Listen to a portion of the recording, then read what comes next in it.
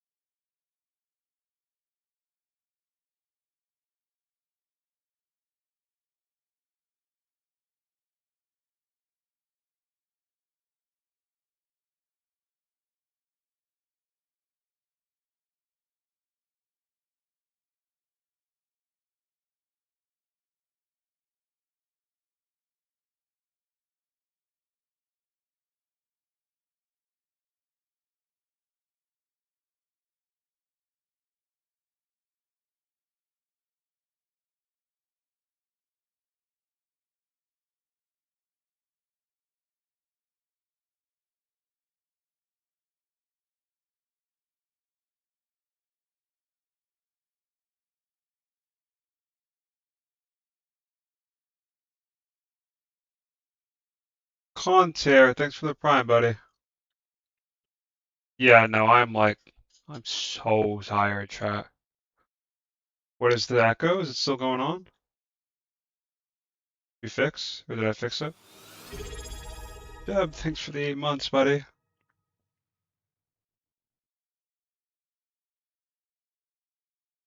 Echo is still up? What? Oh, okay, I fixed it.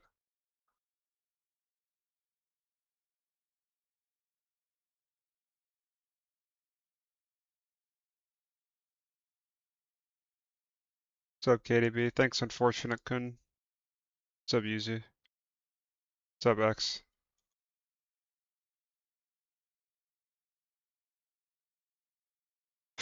What's up, Arona? What happened to your mic? It's fixed. What's up, Anthony?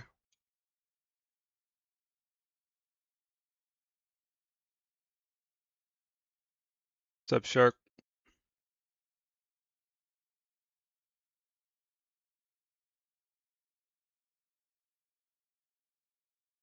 Good King, thanks, bro. What's up, McQueen?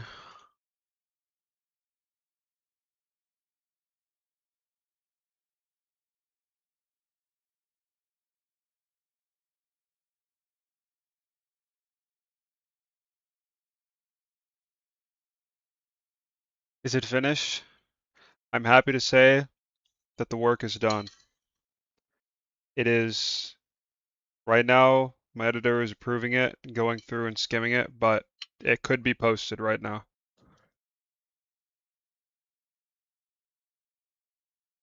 And holy fuck, am I tired, bro. I've never worked so hard in a video ever. That took me like,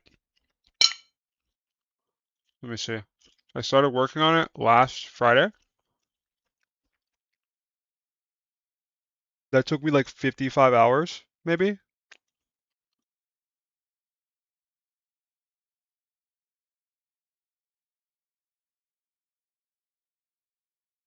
It'll probably be out tomorrow or the day after. We're back to long strings tomorrow then.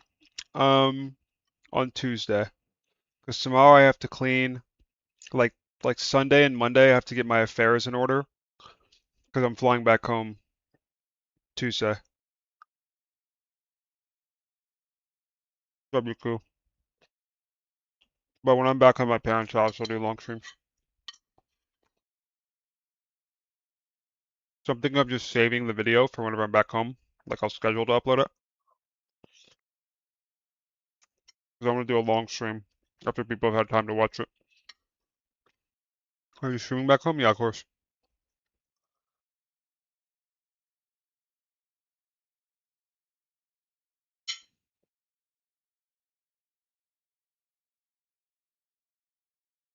Lyte, your Spider-Man's having sex with my eyes right now. Oh my god. Anthony, thanks so much for the tier 1, bro. I'm so Appreciate it, man. watching Oh.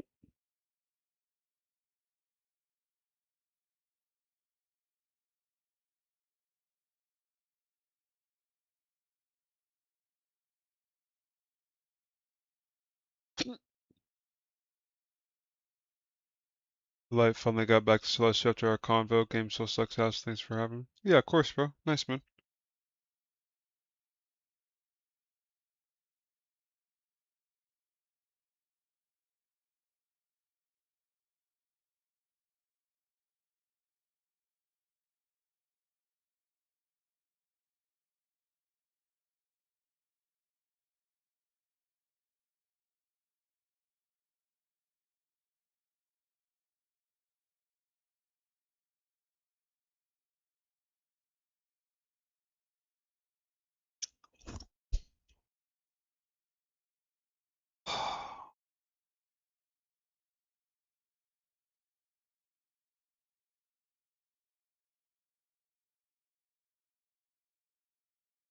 Forgot the fan in the background. Is it that loud?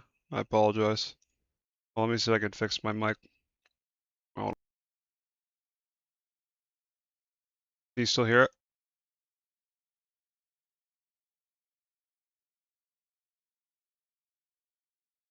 Can we get a cooking stream? I don't know. Not anymore? Great.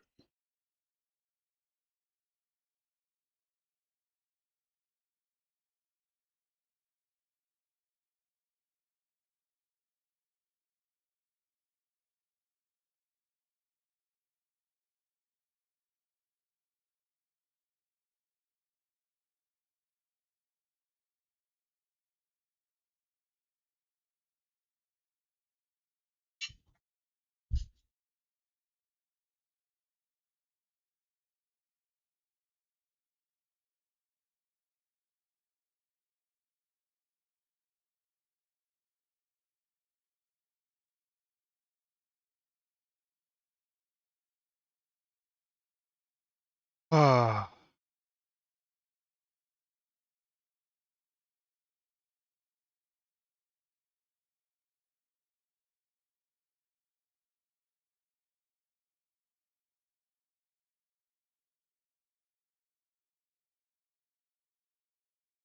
People seem to think so, and other people seem to think that this is rock bottom. Some people even stating that Season 9.5 is the worst season ever. For the first time ever, triple tank is annoying, with the introduction of the hood. Healers and healer ults are just too strong and build too fast. Then when there's no triple tank, there's no tank. The DPS problem in the egos, the throwers, balancing issues, ranked issues, the devs themselves playing favorites in terms of skins, patches, buffs and nerfs, the toxic community, the drawn out fights. There also seems to be a massive divide between casual players and pro players or top players. I mean, people's grievances go on and on, so let's break it down. I'm not just going to focus on the negative stuff though, I will acknowledge the good things about this game because That's just who I am. I'm not just gonna sit here and bash this game without acknowledging the things I love about this game, the things they do right, and just the subjective things that a lot of players still enjoy about this game. And at the end of the day, to answer the question of if Marvel Rivals is still fun, that is a subjective term depending on the player, but for me, I can speak personally, as somebody that's played this game since basically day one, yeah, it is still fun. But I'd be lying if I said I didn't have my own moments where I wanted to quit this game, put it down, take a long break, got fed up with it, and a lot of what got me back into the game, but also allowed me to have more fun with the game than I ever have before, is my perspective and how I started to view the game differently. So I'm gonna share that with all of you as well. Maybe you can share your own story, so by all means, leave your own comment because there's no right or wrong answers here. We all love this game and that's why we're all here. Let's start with the bad things and some of the problems people have, including myself. For starters, quick play pretty much has its own category because for quick play, it's supposed to be just fast matchmaking, jump into a game, play a couple. Legit, no one cares about quick play, G. No one. Bots, get that win, dominates Not a single soul, actually. some bots, get their confidence back, I get that. And I can understand the devs' thought process, like they don't want people just to lose and then stop playing. But it's gotten out of hand. I've had evenings playing where I could lose 3 in a row, and I still don't get a bot match, but sometimes I'll lose 1 and get 1. Bot match. No one cares, bro. What? Oh, I got a couple bot teammates. Diamond? The team has a couple Grandmaster and Celestial players. Yep, we're gonna get spawn trapped, and sure enough, then you get the exact opposite where you're the one spawn trapping or steamrolling, and there's not even a chance you're gonna lose. Neither of these scenarios are fun or rewarding. It's manipulative, it sucks. And if it was completely random, then I could stomach it a lot better, but you know already its patterns and their matchmaking, and that drives me insane. It makes me feel like once in a blue moon, you get a fair match in quick play where it's actually dead even, it comes down to the wire, and those are always fun, but they're so rare. Another thing that makes quick play unbearable, and this usually falls on the DPS players, is their egos and just doubling down and then quitting. Yes, it's quick play, it doesn't matter, you don't lose points, but when you try to force a DPS, Bro, not doing how are we still talking about quick play, in school, man? they're doing things, they play this game super casually among other games or other Ma'am. I wanted to talk about why Marvel Rivals has been pissing me off. Do we discuss it? I guess we should discuss it. This game is fun, but it has some game issues. It has some rank matchmaking issues. It has some company vision. What are we watching? I don't know, bro. I'm doing anything besides playing the game right now. I'm so tired. For the game issues with the new team up system, which is just a ghetto perk system that's half-baked, and it definitely has some community issues. It seems like all the worst people from hero shooters, from Apex, from Valorant, from Overwatch, all came on this game and just shitted on the walls. You know what Marvel Rivals is? This game is a gas station bathroom. This game is a gas station bathroom on the side of a highway when you're taking a family road trip. You know when you pull over when you're on a road trip with your family and you really need to use the bathroom and you're praying that the inside of that gas station bathroom does not look like the 8th circle of hell, and it does. That's what this game is. This game, Marvel Rivals, is a gas station bathroom in the middle of nowhere town, off the side of the highway. Just shit all over the walls, mysterious liquid on the floor. You try to use the sink and the spigot comes off and water blasts you on the face. The attendant is yelling at you because he can see the water. DSR video? Oh god. My magic is broken.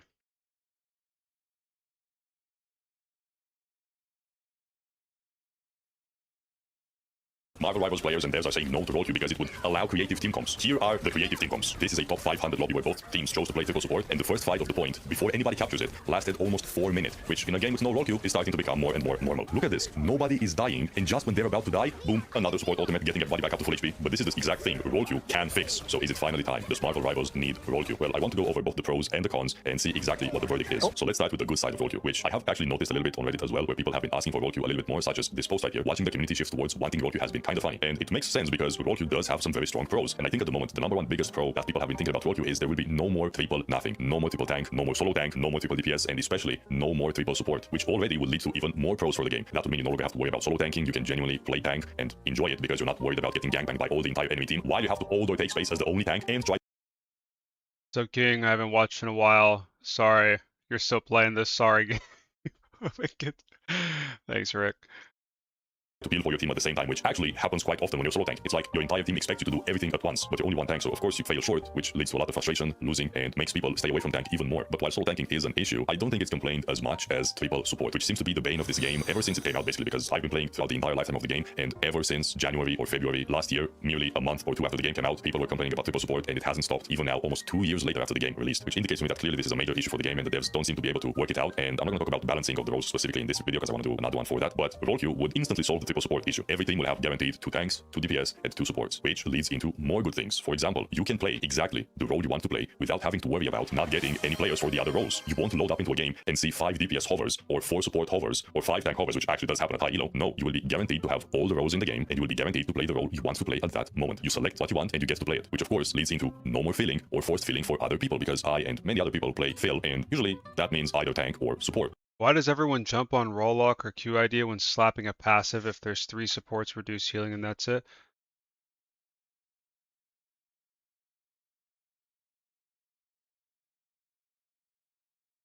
I don't know. I'm just letting him make his case first before I talk about it. which of course is not the worst, but after a while, you want to play something different. But if you do that, unless you are blessed by the matchmaking algorithm, somebody on your team will be forced to fail regardless. It's either you or somebody else. And for most people, they choose the selfish option, which makes sense because this is a video game and they just want to have fun. Why would they want to fail for some randoms when they can just play what they want and force somebody else to fail? But Roku solves this. If I play 5 games of support and I get sick of support, I can select DPS or tank, and now I get to play DPS or tank. If I only want to play DPS after, I don't know, 10 games of filling, I get to play DPS, and I don't have to worry about my teammates filling a role they are not good on. I don't have to worry about not having any tank players or any support players. I don't have to worry about fighting for the DPS role with 4 other people. No, I get to press a button and I get to play exactly what I want, which I know also sounds selfish, but it is less selfish in the way that your teammates will also get to play exactly what they want, because Roku will not force anybody to fail. So while this won't necessarily solve people being bad at their role, which is a real truth no matter what happens, it Bro. Spent 5 minutes saying the same thing, man. Or 4 minutes. will at the very least make the game Come more on, enjoyable for you, because you get to play what you want, as well as help you enjoy the game in a different perspective, because you will be able to play and learn the different roles of the game without having to get an alt account, because most people only play 1 or maybe 2 roles, and even then you can't be exactly as good on one role as you are on others. And so every time you swap roles, you lose a little bit of game sense, you lose a little bit of mechanics. And for example, I am a trash DPS player because I almost never get to play DPS, and when I do play DPS, I Wait. I'm a trash DPS player. I would have never guessed. suck because I never get Those any takes. practice because I always fail. So if I wanted to learn DPS, I either have a choice between completely throwing who knows how many games at my regular rank until I learn it, or I make an alt account Who would have guessed that the guy who thinks BP and dive is broken does not play DPS? and use it to climb What's up, with Gab? DPS only and try to learn DPS that way. But even then, I'm still forcing DPS in my games, and somebody else will have to fail for the other roles. So no matter which way I go, it's not fair to anybody. Whereas with Roku, I could have a separate rank for the DPS role, and if I want to play DPS, I will play DPS with the same level of skill as everybody else in the game, because I would have the rank for its DPS specifically, which is currently Be nice to the old man? Well, I had never interacted with this guy, and then he made a YouTube short on me right here.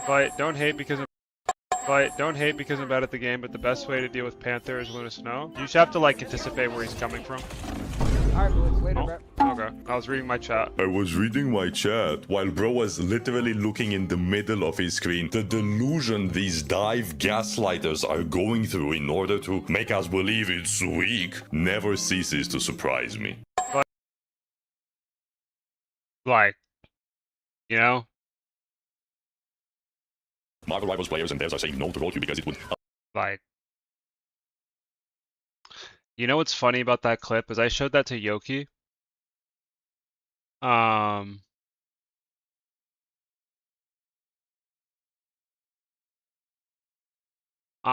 he like immediately understood that like, wait, when Lyte said he was reading his chat, it meant that he didn't see the Black Panther come out of spawn, so he couldn't anticipate that he was there.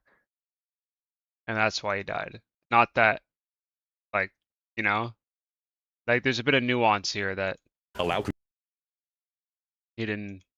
never get to play DPS. And when I do play DPS, I suck because I never get any practice because I always fail. So if fair to anybody, whereas with Roku, I could have a separate Did he make that after the BP nerf? Nah, it was. rank for the DPS Was role, Yoki and if I the want to play coach? DPS, Yeah. I will play DPS with the same level of skill as everybody else in the game, because I would have the rank for its DPS specifically, which is currently a big issue while a lot of games feel unbalanced, because some teams have 5 DPS players, other teams have maybe a perfect 2-2-2, and this is completely random, it just so happens by the matchmaking, but one team having only one role, and the other team having every single good role, of course the game is Don't you agree BP is kind of broken, and if he was stronger, he'd basically be cancer? No, I don't think BP is broken in any regard. I think he's one of the worst heroes in the game, but that doesn't mean that he is good for the game. Like he's a horrible character for the game and should be reworked immediately. He is subjectively miserable to play against for most of the player base, but whenever I see Black Panther on the enemy team, and it is not Kev or Haunt or Black Chowder, I know that we have instantly won the game. So going to be unbalanced, because field players are by default worse than main role players, and so with Roku, the games will I'm also be more jumping for balanced joy because if I everybody see a will be Black playing the role Panther. at the appropriate skill level. You won't have a guy who got to Celestial by playing DPS randomly play tank at like a diamond level, which of course is going to put you at a huge disadvantage. No, if that guy plays tank in Roku, he's going to be in the diamond rank for tank, playing alongside other diamond players on those roles. So in the long run, the quality of games will increase. The enjoyment from the games will increase. It's going to be a lot more fun to play tank when you know you have a body with you, splitting up the attention and everything, and you won't have to play solo tank against 2 tanks, because it just so happened the algorithm made 2 tank players on the enemy team, but only 1 one tank player on your team. So clearly there are a lot of good positive things that would come out of role queue. But let's go over the bad things that would come from role queue as well, because it's not all sunshine and rainbows. And the biggest negative to role queue that I see on basically every single post and anytime somebody speaks about role queue would be the longer queue times, which has also been a major issue when Overwatch got role queue, because DPS is by far the most popular role. So of course all of those people are going to all want to go into the DPS role, but that means there's going to be less tank players, less support players, and so queue times will be dependent on finding 2 tank players and 2 support players for every team, which since they're a lot less popular is going to take longer. And so if you queue up for DPS, your queue time will be significantly longer, which in a way, if you think about it, it's entirely deserved. If you want to play the most popular role, which I completely understand, I want to play DPS sometimes as well, I totally get it, but if you want to play the most popular role, you should be willing to accept and take accountability for some negatives that currently in our system is if you want to play DPS, then you have to accept that some of your teammates are going to be bad because they're also DPS mains, which means they're going to be feeling for you, so they're going to be playing worse, or you will have to fill on other roles sometimes. So you see, even in the current system, if you are a DPS main, you're already having some negatives, but the only negative in role queue is that you will have longer queue times. So this is more or less a question for each player. Do you want your games to be higher quality, or do you want to play more games? Because in one of the Dev Vision videos they made a while back, they did say they are prioritizing quantity over quality, which is why the matchmaking is so random at times, and I get it. This is a more casual game, so most people don't have that much time to just sit in queue for 10 minutes to play a game. But I also think this is where it's a bit wrong, because competitive should be about higher quality games, and quick play should be about higher quantity games. Like if you just want to chill, play some games, hop onto quick play. It's in the name, quick play. If nobody feels in quick play, it is what it is. To me, this sounds like an argument of people wanting their cake and to eat it as well. It's like, I want to play DPS, the most popular role, but also never have to fill, but also have fast queue times, but also have teammates to fill for me. So it's like, okay bro, maybe stop being so selfish. So this is the number one negative for role queue, to be longer queue times, but only for DPS really, because let's be honest, if you would pick tank in role queue, you would get a game almost instantly. If you play support, it would probably be longer than tank, but definitely less than DPS. So whenever people say about longer queue times, it should be like a small asterisk, only for DPS. Now something that could be done about the longer queue times is incentivizing people to play fill and then getting rewarded a priority queue, like in League of Legends, where let's say you play a less popular role like tank or DPS for 1 or 2 games, which gets you a priority queue for the next 1 or 2 games, where you get a faster queue time and are guaranteed to play the role you selected. So let's say you're a DPS player, you play 1 game on tank, and the next game you play on DPS, you'll have priority queue time. So, not gonna lie, he's cooking? No, he's not. Just saying the same thing that everyone says. So, the argument is, guys, we should have role queue because role queue gives us better match quality. And that's what matters the most. It's like fine, fair argument, and I agree. Typically, the game does feel better in a 2v2 system. But what you sacrifice is design of characters, sacrifice variety, and it's a cop-out for bad balance. If the devs just balanced the game, there wouldn't even be this conversation. Like if triple support wasn't broken for 18 months, there wouldn't even be this, like people wouldn't even be doing this. That's logic. To get into a faster game. This way, you will be able to play tank at your appropriate level, because I already know. And then with open queue, you also get faster queue times anyways. So imagine a world where we just had good balance and fast queue times. Like it would just be chill.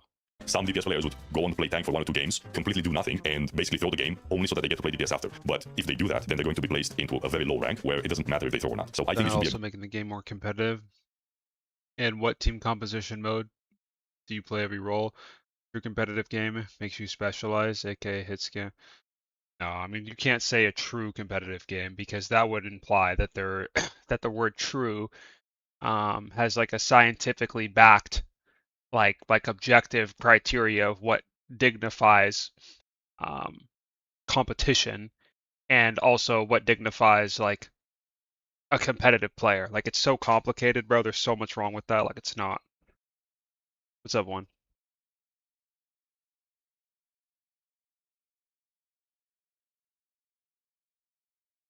Plays cornerback and QB in the NFL.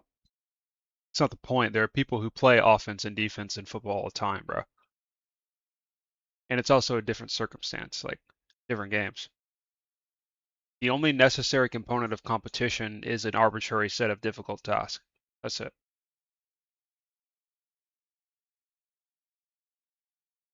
Everything else, like your perception of what makes a true competitive player, is different than another person's. Isn't in high elo, isn't it hard to get support players so all the DPS players have to fill? Isn't that annoying too? No. I'd say most of my games have 2 support players.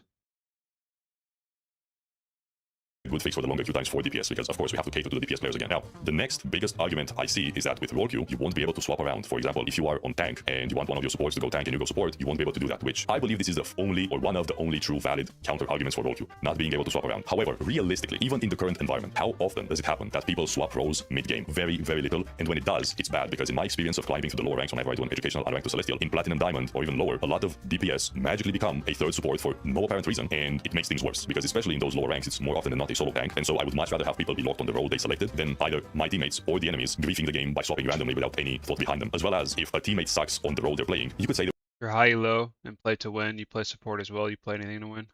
Well, here's something else to consider. There are situations where there is just a character like Slushy. Let me ask you this, and anyone else who's a flex CPS in my chat, okay? I'll put myself into perspective. Let's say I'm on Hall of Najalia, Daredevil's banned, Black Cat's banned, and they're playing Elsa Widow, and I don't feel like I can match Terra and Nectar on Elsa Widow. Like, I feel like I will drag my team down if I try to match Widow into those two players, right? Because naturally I would. So instead, I pick Venom. And on Venom, I serve the role that Daredevil would, except I'm on a tank, where I'm just marking the off lane, I'm holding their back line, and I'm ensuring that their hit scans can't get value by holding them and checking them on angles as a tank. So in a role queue format, I completely lose that option, and if my heroes aren't good in the specific situation, I'm nuked. Like, I'm just cooked. Which, you know, that inherently doesn't sound that bad, but why limit my options? Why force me into a play style that I either don't want to play or don't feel like playing, you know? But you're just showcasing logic balance. Exactly. And that's my point. And that's my point right there.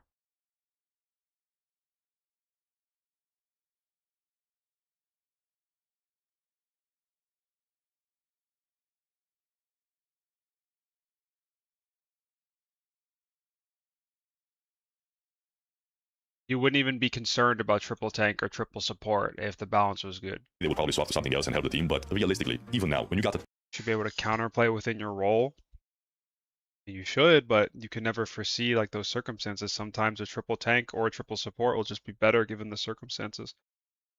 zero intent Spider-Man, how Confining the game into a 2-2-2 just limits variety, it limits your options, and it limits hero design.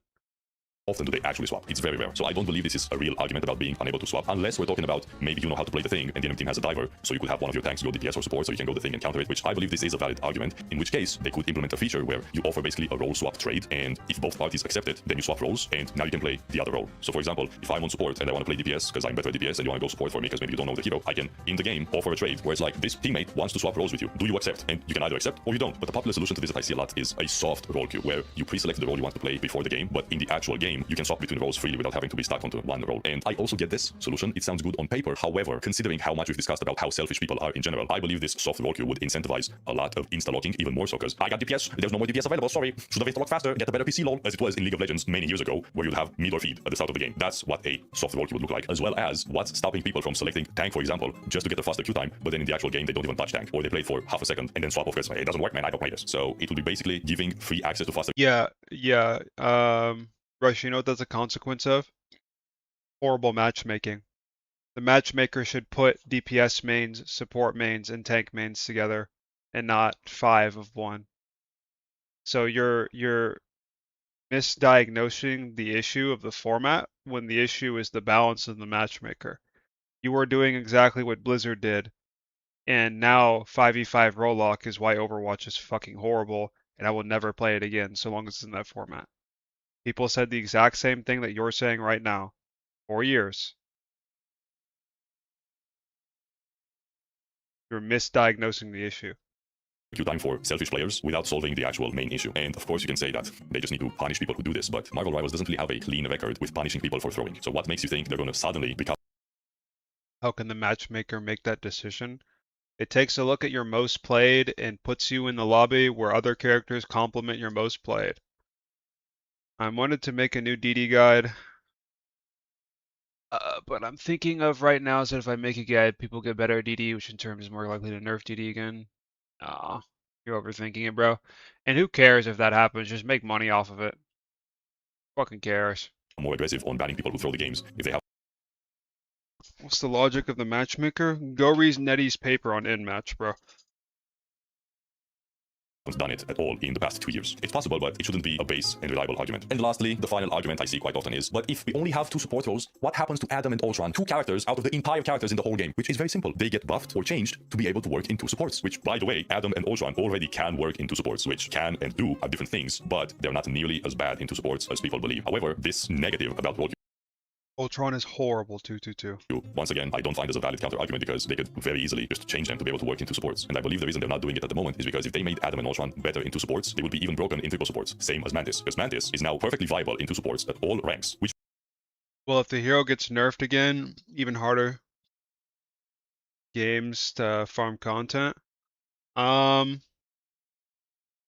mean, it's just different type of content to farm. Then you just farm like rant videos or like rage videos about how they killed him, he's so bad, he can't do anything, blah blah blah blah blah. I mean, you just like, it's just you just do what you've been doing on BP, bro. makes her even more broken Just accept that you're going to be in Celestial for your entire career until you pick a better character. in triple support, because now she can do enough healing and enough damage to work in either or. And so with these pros and cons in mind, I personally believe role queue would make the game more enjoyable. However, in an ideal world, we would have both options, role queue and no role queue, because sometimes you just want to get into a fast game, relax, play whatever, it doesn't matter, and then just do your thing. But other times, you are willing to maybe wait a little bit longer to get into an actual high quality game or higher quality game where you don't have to worry about filling or your teammates filling or not having any kind of player for one specific role, which would mean the game is over before it began. Now, of course, this is just my opinion, so I am ready to be cancelled and destroyed by the internet. Let me know in the comments what do you think. Guys, you want to see something? I'm sure many of you haven't seen this shit before. This video still only has 8 point. It has been at 8 or 6.8 for like a year, bro. For you. Like you said, Jake, potentially we will not see both these teams together, but it could happen, right? Where is it? Here we go. What you guys might not know is that once you reach Diamond and above, as well as in tournament play, bans are introduced. And gentlemen, believe me when I tell you, this is the evolution of hero shooters. Now, I understand what I'm about to say might come across as heresy, but please have an open mind and hear me out. Open queue with bans is the future. And I believe that other hero shooters can take notes. The 2016 Overwatch 1 team was right all along, and this is why. Role queue is thought to be the superior system because it is intended to boost the competitive state of each match, as it ensures that every game that you play, you are always guaranteed to have a balanced team composition. One of the reasons that Overwatch in particular stepped in this direction, although primarily I think it's because the devs didn't know what they're doing at the time and changed the format instead of balancing the game, if that sounds familiar, was to avoid situations of getting on the same team with too many players who made the same role. For my OG Overwatch audience, we all know that degenerate POS OTP who would lock Junkrat as your 4th DPS into Pharmacy. Now, I completely understand that that shit's cringe, and those situations are incredibly frustrating and were remedied a little bit by the introduction of avoid slots, but let me explain the downsides of role queue first, and then I will get into why bans solve the primary reason for role queue to exist in the first place. I've come up with 6 primary issues with role queue, each of which are the exact opposite to open queue. Longer queue times, Boom, there you go.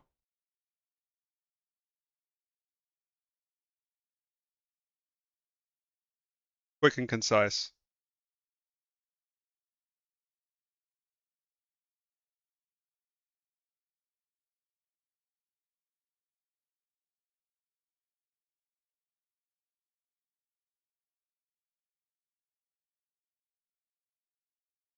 This is your average role queue enjoyer and your average open queue enjoyer. Lyte might be early, but he's never wrong. Lyte was right. You're the king, save the kingdom.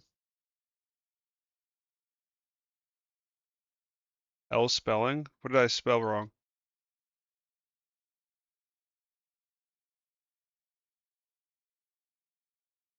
Tell me I'm wrong, though.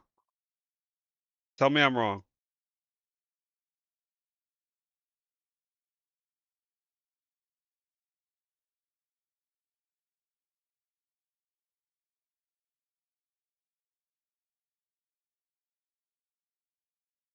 If you enjoy role queue, hit me up. Is that who I think it is on the? I have no idea who that is on the left, bro. I don't even want to know who that is. Like, it doesn't matter. I just Googled Finboy. Like, that's it. I don't want to fill, so give me roll queue. There it is. And there is actually how you feel. Like, you sat here typing all of these garbage justifications when in reality you just don't want to fill. So just don't fill, bro. The matchmaker punishes you for filling. I was thinking super. I don't know who it is, and I don't care. Limited comp diversity, limited strategical depth, exaggerated balance of power between the roles, a worthless leaderboard, and lower match quality at higher tiers of play. Assuming we're talking 6v6, the matchmaker is tasked with finding 4 players in each role at similar ranks in MMR. Regardless of how you feel about any format, it is an objective fact that the more criteria a matchmaker has to use to make a lobby, the longer the queue times are going to take. In contrast, in open queue, the game does not have to worry about the same filter and merely needs to find 12 players of similar skill and put them in the same lobby. Moving on to comp diversity. In open queue, you have the opportunity to play a much wider and diverse array of team compositions. No longer is it the standard 2-2-2 every single game. Now you have strategies such as triple DPS and even quad tank that become viable ways to play the game. This gives more heroes the opportunity to be picked in a variety of situations, especially when they're coupled with bans, which we'll get into later. Marvel Rivals showed me that role queue was just another case of smoke and mirrors to disguise from the fact That open queue is a superior format, and role queue was only instituted to mitigate terrible balance. Another issue is the limited strategical depth that comes with role queue. Back in the glory days of Overwatch 1, it was not uncommon to see team comps provide a triple tank and triple DPS alongside the standard 2-2-2 before the release of Break. Now, before you dumbass kids cry about something like GOATs, let me remind you that Overwatch 1's balance team was the worst balance team of all time, and even after 22 nerfs to Break, they couldn't fix the game because they had no idea what they were doing. The game was great before introduction, and once again, Overwatch was ruined by terrible balance that baited everyone into garbage format changes that still plague the game today. Imagine for a second a universe in which bans existed in a game like Overwatch 1. No longer would the incompetence of the inept balance team create stagnant metas that plague the game for months, if not years on end. Teams would be forced to strategize their draft based on the teams they're playing against, and not the characters that have the best numbers at that point in time in the meta. For those who don't know, in Marvel Rivals competitive play, there's a draft system that goes along with the bans, where each team is rewarded 2 bans and 1 protection. The way it works is Team 1 gets the first ban, Team 2 gets the second ban, Team 2 gets the first protect, Team 1 gets the second protect and the second ban, and then Team 2 gets the final ban. Here's a visual example from some of my team's matches in the most recent tournament. All right. That's all that matters. Anyway. Marvel Rivals players. I wanted to talk about What's this video? why Marvel Go back Rivals and is watch pissing that? me off. I just did, Jesse. You just missed it. Do we discuss it? I guess we in this game's image at all, outside of the Gooner skins, the rampant cheaters, the racism, and the drama that pops up every other month in this game. Holy, this game just be pissing me off. I'm not even gonna lie to you. The new team ups did not roll out the way they thought they did. No one is incentivized to work together because it's not really a new team up system. They basically just gave us a ghetto version of perks from Overwatch that works half-assed. Because if the team Does if it the team change your connive banner with on this team and YouTube? together to get enhanced Yeah, I'll team get ups, around then to you it. win if they have your team wins for free if you have multiple enhanced team ups. And if you pick the right You hero seen that has Apply's a recent video? No, but I don't really care. It's probably just about Veswa's fight. decent, like Okay, you get more freedom to play different comps, but these comps are all cancer. The comps are cancer because the balance is bad, but okay. Who enjoys playing against triple tank mag and Mahood or triple support Mantis Adam Rocket? Well, the reason we hate playing against those is because the balance is bad. I'm sure they'll eventually buff Elsa and Bucky. It'll be the new meta will be triple hit scan DPS. Again, bad balance. regular base team up, like Magneto just always having the Wanda stuff, it just covers their weaknesses, just makes the game insufferable to play against. And it has made ranked an absolute hellscape. This game. How many players feel quick play and ranked is the same? They don't feel separate. Many people throw and get no punishments, learning heroes and ranked and refuse to play tank and heal. Yeah. But why would you ever play triple anything then for the comps to be playable? It has to be unbalanced? No. Why does that why does that follow? Why does triple tank or triple support have to be broken for it to be played? Be specific. Yo, thanks for the 240 streak, bro. I appreciate it. Feels like koala shit to play in ranked right now. I was easily staying up in Celestial close to eternity, and ever since freaking Season 9 started with all the new team-ups, I've fallen all the way down to Diamond 2. I got placed in GM1, had an immediate 12-game loss streak because the game is fun, went all the way down to Diamond 2, stayed in low Diamond, GM, barely climbing back up to GM2 now toward the end of the season. Dog, how are you GM2 after all that? What? Ranked ain't fun. Nah, it's elephant shit. It is very much elephant shit. This game, I have had more fun on Marvel Tokon trying to learn a brand new controller that I just bought, getting my butt kicked day in and day out, night in and night out, which is way more fun. Tokon, in its broken state on PC right now, is 1,000 times more fun than Marvel Rivals Ranked at the current moment, because this is unacceptable. Hold on. Let me, I need to export this video for Mike real quick. Not export it, but, oh my god, I'm getting this bug again, bro.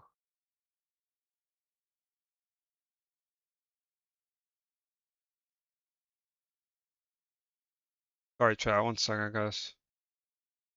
You're gonna let me upload now? Does anyone else get this bug, man? Like, this is so annoying. Like what is this cancer, bro?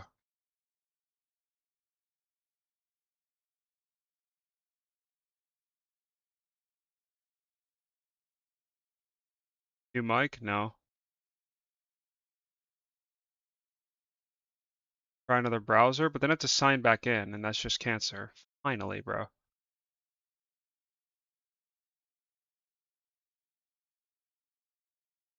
This is unacceptable. Like, the game was already trending downwards in 2026 because there's a lot of problems that have gone unsolved in terms of the dive meta, triple heals meta, throwers, people with configs Mike, getting I'm gonna send banned, you an people with updated configs version. not getting banned, so that way they can just do that stupid trick where they leave a game if they're about to lose and then get the cheater thing, get it so that the game is canceled and then they just get off scot-free, no one loses anything. This game needs some goddamn integrity. I used to play Valorant, and Valorant has more integrity than this game right now. Tokon in its terrible PC state is better than this game, and Valorant has more integrity in its ranked system. Alright. Nice, you're clever. So, WUE? Yeah, I've been watching Yui for years. Legit beast. Banger emotes? Thank you, bro. My original emote artist, she like went AFK for a full year. So she said, it says on her Fiverr page that she'll be back in December. So we're gonna get like 10 new emotes in this December. Because you play meta, no, and triple comps we see being played are all hard meta and broken. Triple res, triple support in general is how strong Sportal is. Rock it out. Blah blah blah. Triple tank this season became viral, strong mag, and just play the front. Russian, that like again, those are symptoms of bad balance.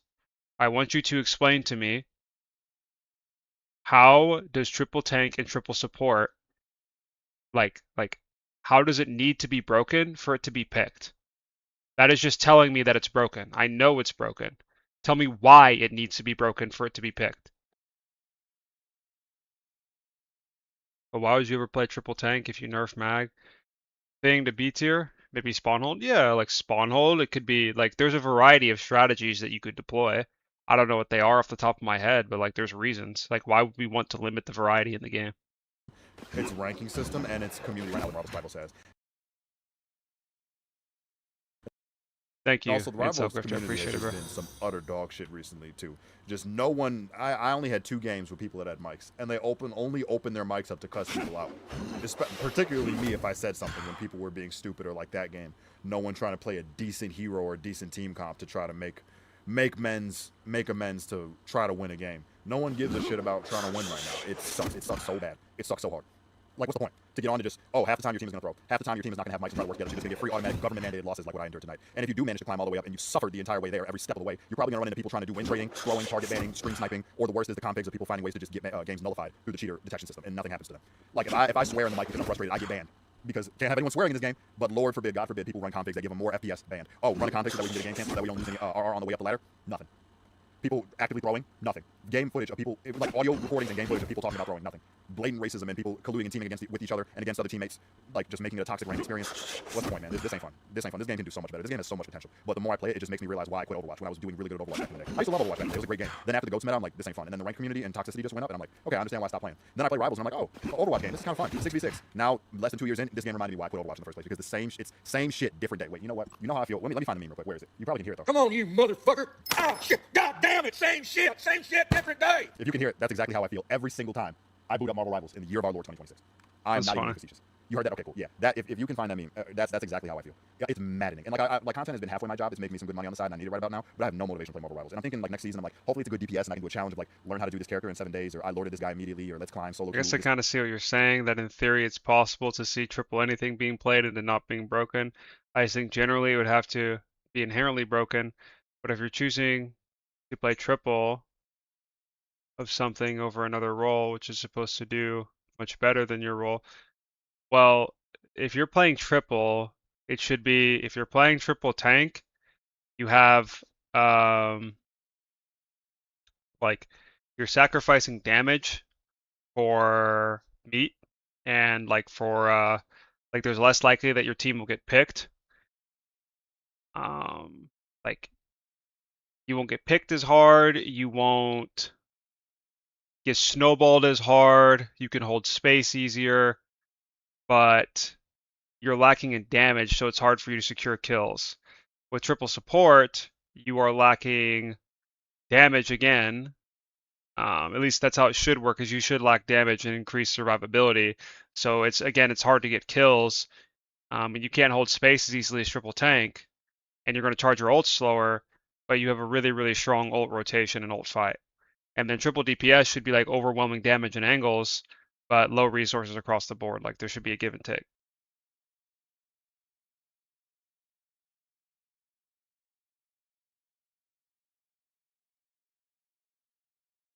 You shouldn't be getting kills, and it should be not viable. Well, it should it should be viable, but a lot of things should be viable. Guy only up until GM or Celestial, like a fun challenge like that, but I have no patience for this game anymore. I'm having more fun learning fighting games, getting my ass beat on a daily basis, but at least I'm having fun and I'm learning, and it's a game where I can blame my losses on myself and keep it moving forward. It's not fun playing a game where my losses are due to other people, or the game is just shit matchmaking and there's not a damn thing I can do about it. Like how are we supposed to have fun with that? This game just needs to go back to being fun, and honestly, like it was fun in the first, like season 0, season 1, first half of season 2, that was fun. Since then, it's like, Deadpool season was decent. Like we were starting to come to a decent balance somewhere around this year, and then like Black Cat came out, Devil Dino came out, then they do this team up horse shit. Like what are we doing? This game has so much potential if they can just get their shit straight. Rank needs fixing, game balancing needs fixing. Like also another thing, tanks in this game are just punishment to play. It is suffering, pain and suffering to play tanks. Overwatch figured out how to make good tanks that are fun to play that also can have carry potential. You know that's one of my biggest gripes with this game is the utility characters of tanks and supports do not have as much carry potential as the DPS players. If your team has insane DPS players, but the other team has good tanks, if let's say for instance you have great DPS players but okay tanks and supports, and they have great tanks and supports on the other team, but mid DPS, the better DPS is going to raffle stomp your team every single 9 out of 10 times, every single time. And most people are too stubborn to try to switch to counter people and counter comps because they think that they're bashing their head against the wall, doing Spidey versus Spidey is going to win the game like what happened earlier today, but it's not, and it's just going to lose you games for free. And people having too big of egos and rather losing just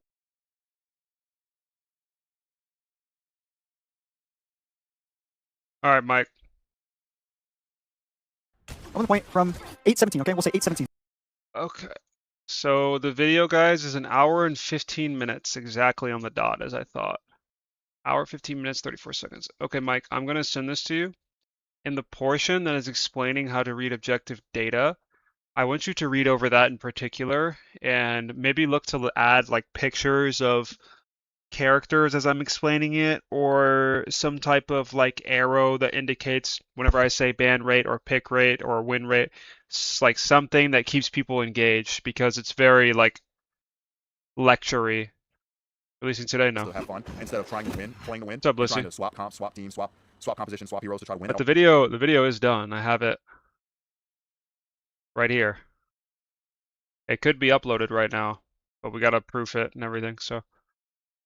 All costs, it's like no one cares. No one gives a damn. If other people don't give a damn care, why should I give a damn care? Because there's no reason for me to waste my time playing this game if Rank is going to waste my time. And I don't have a big enough following where I can just suffer through playing hundreds of hours a week like some other creators, just spam posting on TikTok. At Subway Surfers, I basically did. YouTube videos of maybe having one game per stream. Smile. Thank you, Falcon Slayer. I appreciate it, buddy. Enough to make a full-length YouTube video. Thanks so much, G. I ain't got that dog in me for this game no more. It is not fun like that anymore. GM is just full of utter dog shit. It's not utter dog shit. It is utter koala shit. Koala shit is worse. Appreciate you, bro. But still, it's a terrible rank. That is the hard stuck rank in this game, GM. People who think they're good, but they aren't. And Celestial is just GM players who are unemployed that have Jamie, tier 2 for 13 months. Like, what arc are we on? Also, what's good, my goat? My job in school keeps me from watching your perfection. Thanks, bro. We're on the content arc right now. That's an accomplishment. That is an accomplishment. Maybe make part 1 and part 2 of that vid if possible. No, it's got everything it needs. I hope I'm proven wrong. I mean, I think you have been proven wrong by the state of Overwatch. Like, look at how many people complain about 5v5 Rollock.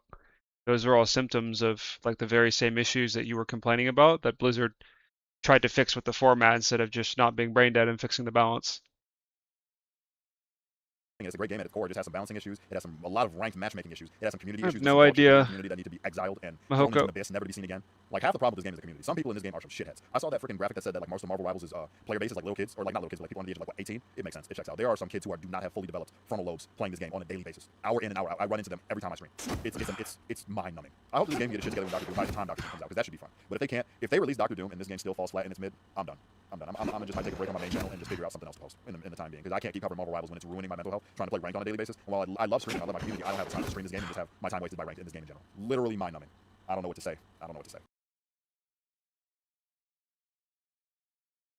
characters and have strong ults, but nerfing their ults overall, you know what I mean? I think if you go back into the tweets, there's a lot of people that share the sentiment. He's right. I brought up the other day how the season has become one of my least favorites in the video, and people got mad. But the truth is, Rivals has broken the bonds between a casual and a competitive player. The game can be fun for casual players while not being unplayable actually for competitive players. You can make a fun game for casuals that also kind of is fun for pros too. You even have Necros finally tweeting. What personally disappoints me the most is that I was under the impression there would be rapid hotfixes after Season 9 aimed at the top performers, which we were promised. But all we ended up getting was a hotfix after 24 hours that made the game feel worse to play. Supports are too strong, their ults come up too frequently, and they're unkillable. The worst part though, they keep buffing them for no reason. Look at the 9.5 balance. Dive team ups are strong, but anti-dive team ups are infinitely better, forcing a whole meta to just be front to back, poke stop, and heal stop. It feels awful to play. I agree with him. The game currently has been pushed further and further into being a very bro-heavy meta, and that's why triple tank is playable. Triple support is even better. I'm sorry to say, but dive tanks, all of them are just bad. Rogue is bad, Angela is bad, Venom is bad, Cap is horrible, right? There's no good dive tank in the game. Why? You have too many counters for dive. Too much damage for dive. You can try playing dive, but they are going to play Elsa. Venom is not kind of viable, I'm sorry. I had this conversation with... Oh. Okay. That's... Trust me, and I think he's a better Venom player than you. It is viable in Plat and whatever else. This doesn't apply to you in Plat. You can do whatever you want. But the higher you go, the more you're gonna get punished for playing dive characters, okay? And those tanks can be fun, but there's no rock, paper, scissors. The way I envision this game in its perfect state is brawl counters dive, dive counters poke, poke counters brawl. Or something like this. You know what I mean? Like a very, very beautiful circle of life type shit. The way this game is currently presented, you can only play brawl. You don't even play poke that much. Most of the poke characters are not that good. It is very brawl. You can play poke, it's still good. But there's too many counters to dive, and you can't play dive anymore. Which means there is no counter to a lot of these points. Unfortunately, we've reached a point where we've given too many tools to players to deal with dive. It's okay to have things in the game. Necessary evil, right? But adding an Elsa character in the game with a trap team up that can just stun you by walking in the general vicinity and being stunned for 2 seconds is ridiculous. Because now imagine you pair up triple support with an Ultron, an Elsa, and a Thing. You are never going to play dive into that. That is not possible. You can't do anything. For a lot of you, it's a good thing because you hate playing against dive. But dive is important for the health of the game. It is important to be able to play dive tanks. It's important to be able to play dive comps. Because if you're not able to play these compositions, the lobbies get run through by supports, also by strong hit scan. The way I don't want to watch this. It's just going to piss me off. Like, I just had such a massive court spike right there, bro.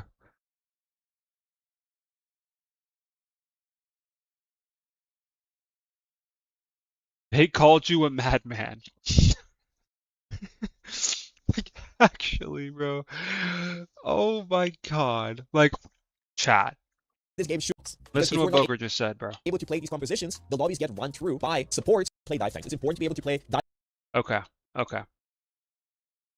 Comps, because if you're not able to play these compositions, the lobbies get run through by supports, also by strong hit scan. It's important for dive to be good, because then if it's not, the lobbies gets ran through by supports and strong hit scan. What have I been saying since the release of this game, since the alpha? Oh, but Lyte, you have Daredevil banned. Lyte, you have Black banned. Now what? I have 6 melee DPS. How many of them are dive? How many are playable? None for the first 8 months of the game. Then we got Daredevil, then 1. 3 more months, we get Black Cat. Now we have 2. Oh, but we have Magic. Oh, wait. But we have Spider-Man. Iron Fist. Black Panther. We have BP. There we go. Way this game should function, and the way I envision it, in my opinion, if I play a strong hit scan and I'm getting value and the enemy team doesn't have a stronger hit scan, or my team is giving me enough resources for me to take space and get kills, the enemy team should be able to go dive to counter me. They should be getting rewarded for playing.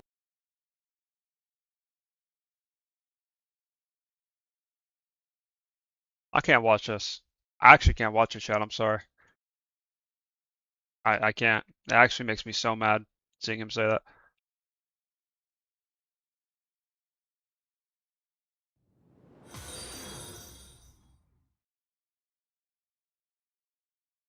This is so funny.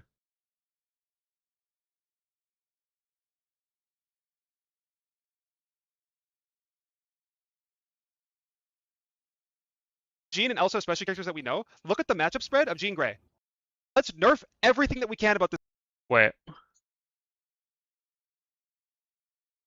I need to check something. 1 point from 817. Resume, buddy. Here. Frustrate. I want to end it. People think and feel. So when you misconstrued my passion, frustration, and voice, Lord, my frustrations are avoid view to a all it will know not you.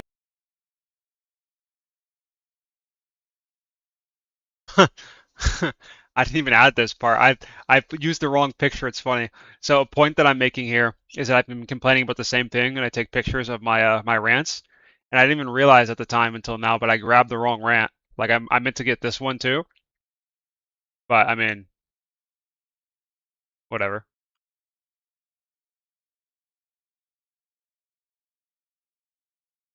I love how since Lyte versus Flax art, oh my god. I love how since the Lyte versus Flats arc, it went from balance is subjective, sustain isn't obnoxious, and dive is still strong in July to now. Yeah.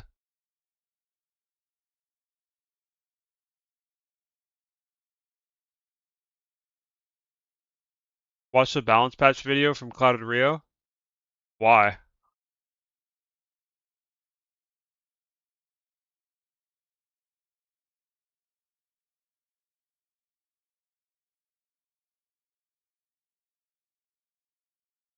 Marvel Rivals has a DPS problem, and this problem has always been around since the game has been released, but some people still think it's about the DPS heroes or how the duelist role has more heroes than any other role, but people are starting to realize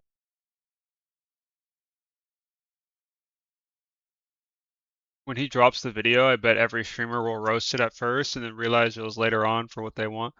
Dude, I like genuinely, this video is going to be like, if you sit down and watch this video and you are not having all of your judgment clouded by emotions, bias, and vitriol for me, it is like, it is inarguable. Like I don't know what to, I'm excited for you guys to see it, but like regardless of how you feel about me, you can't watch this video and sit to yourself, yeah, Lyte's wrong, or like, yeah, like that's like it is just.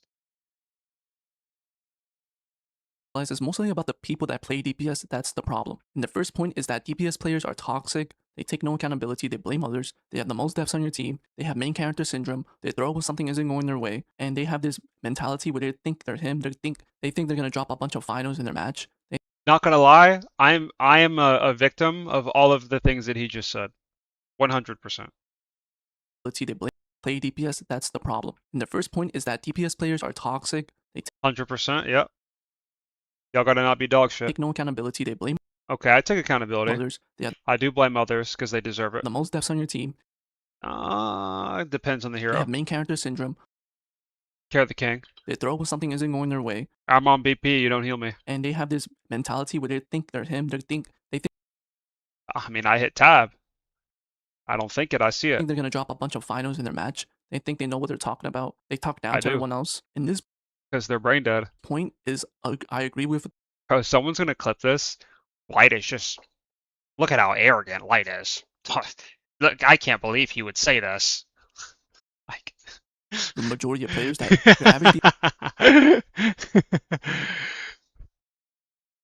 DPS play. Flats will watch and have an opinion, then 80% agree within half a year and not credit you.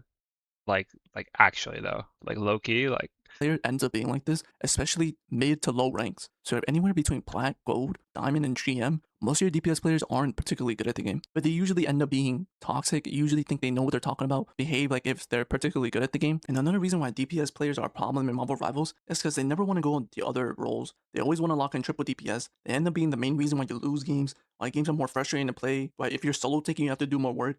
This guy has had a bad day of ranked. Trash DPS be 3 and 20. Lyte care the king. If you're a support. Flirting for harassment. Boger and Flats did a quick 180 about the balance. I'm not meat writing, but they need to apologize to you. Thank you. Like, actually, that's what I'm saying, bro. I just hope that becomes mainstream. I just hope that people realize that Lyte was right. That's all I want. I just want recognition, bro. That's all. I want credit and recognition for my fucking foresight.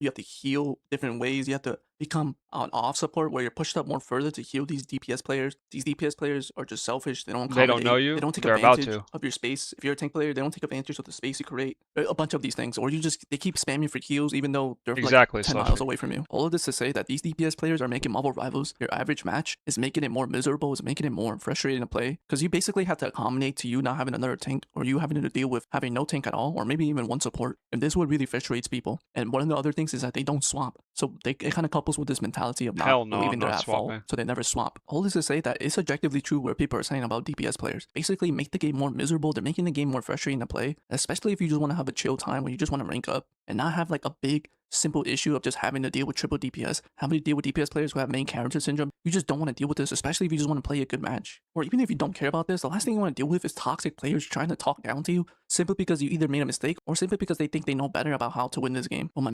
Well, you need to lock in, G, and heal me. Like, what? Main point here is that people are looking at this problem at the wrong way. Yes, everything I said is objectively true, that your average DPS player is going to be the main reason why you lose, or they keep locking. Everything I said is objectively true. Your average DPS player is the main reason you lose. I think support, if you're going to say objectively, I think support is the main reason why you lose, because support players are the worst players because they have the easiest roles, so they get to ranks they don't belong in. But okay. Triple DPS, why they're selfish, why they make the game more miserable. Yes, all this stuff is objectively true, but people are looking at this problem like it's just a DPS problem. People are not looking at it as a Marvel Rivals player-based problem. But first is, why do DPS players do this to begin with? And that's because DPS within itself, the role, is too impactful, and players realize it.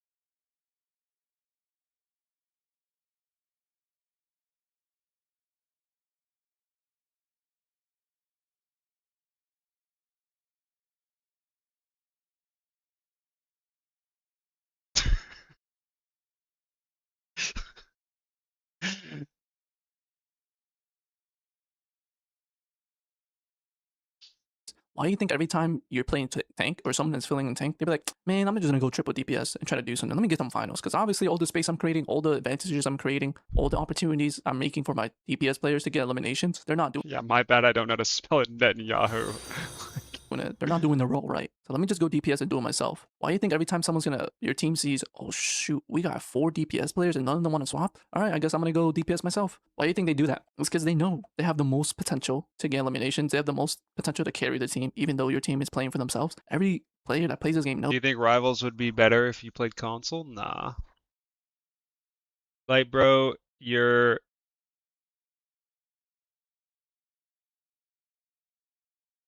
Get your BCY Prism on a leash. He talking some straight bullshit on Twitter.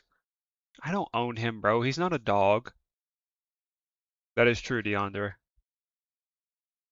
DPS has a lot of advantage, a lot of potential to carry, a low TTK, has good ultimates to even further boost that chance of carrying. Everything about it is basically setting it up to be a solo carry or be the main person in your team carrying. Even if your DPS players aren't bad, and let's say you're running double tank, double support, and 2 DPS heroes, and you guys end up winning the match, and you see your DPS had like 50 or 40 finals, you'd be like, damn, they carried. Everyone knows that DPS role is the role that you want to carry with, is the role that carries. And like I'm saying, like, let's just put aside the average DPS player. Let's just put them aside. Yeah, we know they're bots, we know they're bad, we know they don't do what they need to do half the time, and they're egotistical, but let's eliminate. Bro, look at this comment. And I'm not trying to make fun of you, bro, when I say this, but like, come on, G. But the shit y'all complain about in the Rivals you want to play is just console rival. Wait, what is this? Are you saying that I should just play Marvel Rivals on Xbox? Like, playing on Xbox would solve my issues, G?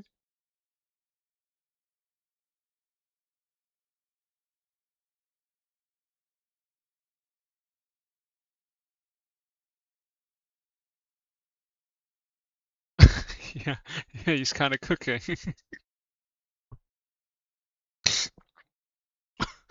Okay.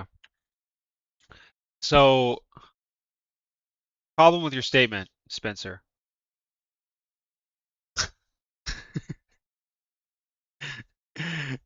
Oh my god. Problem with your statement. No professional play on Xbox. Way harder to stream. I don't own one. I don't want to play at a lower technical state. I don't feel like playing at 60 FPS when I play at 300. I don't feel like playing on a controller, an objectively inferior control scheme. Players are worse, you know. 120 FPS? Oh, fire. Feel like I could gag most of the time. What does that mean? Can I post Prism tweet about his awful take? Let me see what Prism tweeted now, bro. Hold on.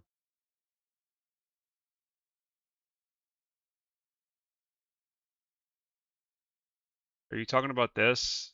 Like, we already know about this annex, bro. Like, literally everyone has seen this. I swear if you link this to me.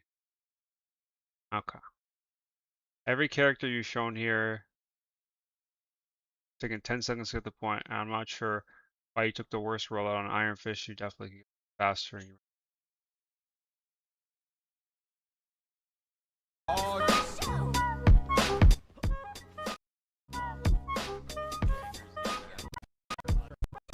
Zero. This is zero skill.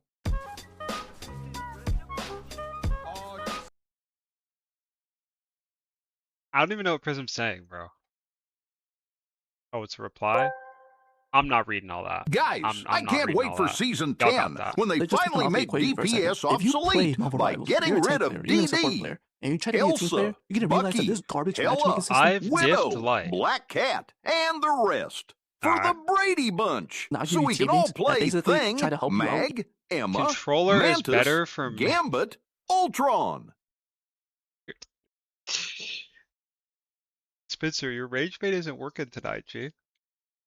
He said, I'll wait for the TTS. Oh, it's not even working. Fuck. Where's Tangia? Bro, I need to troubleshoot and fix Tangia. It's fucking broken. Whatever. We'll fix it later. Guys, don't buy Tangia for a bit. Okay. Listen. I heard it? Oh, we heard it? Okay.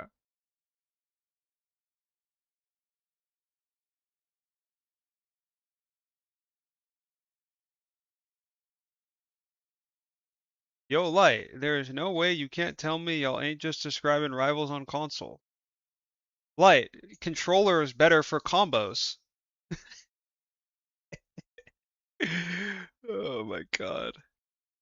Slushy, did you ever think about playing Black Panther or DD on a controller? It's better for combos, bro.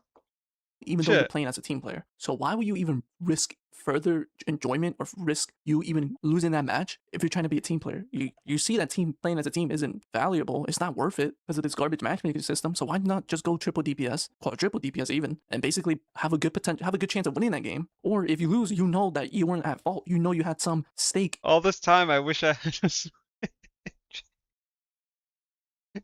Dude, console BP has got to be the funniest thing ever.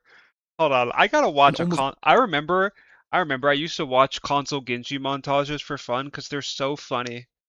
With how slow these motherfuckers turn around, bro. Like BP console montage.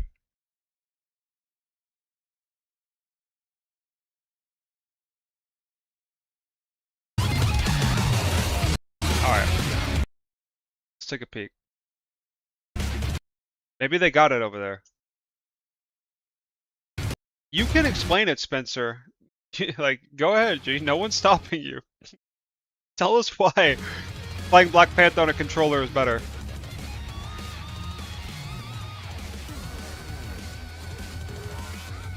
Wait, this guy's moving, Slushy. Wait, Spencer's on something, G.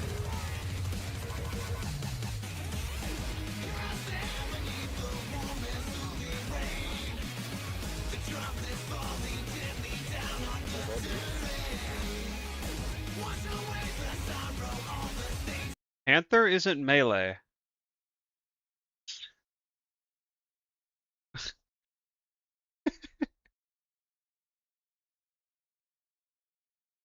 Slushy, bro, we didn't realize that we need to swap to our secondary. We've had our claws out this whole time, but we just haven't swapped to the Glock. Yo, Incel Grifter. Thanks for the prime, bro. I appreciate it. Thanks so much, man. I love playing my boat. He isn't. He in AoE dash. But what do you mean they buff Spear Sugar's poke now? Okay. Is Iron Fist better on controller?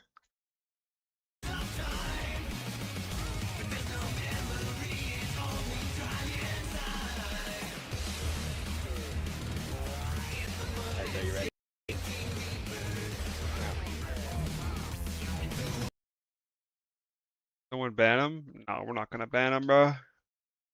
Marvel Alright.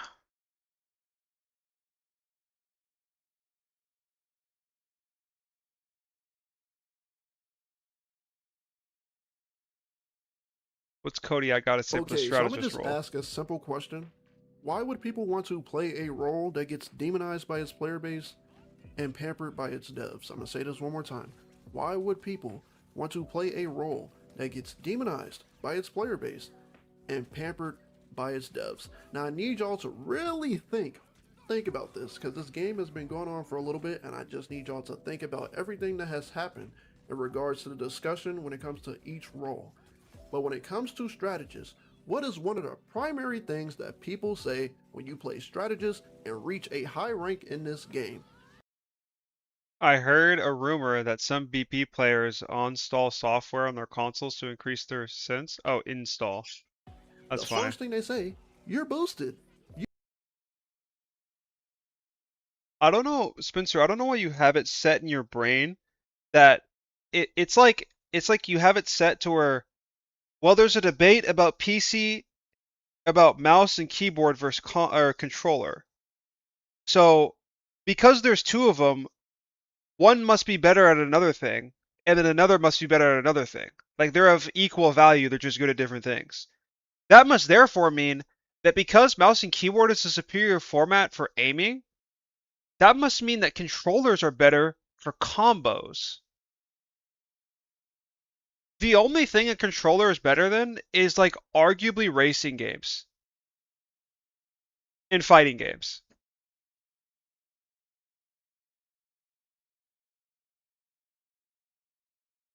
You are a boosted player.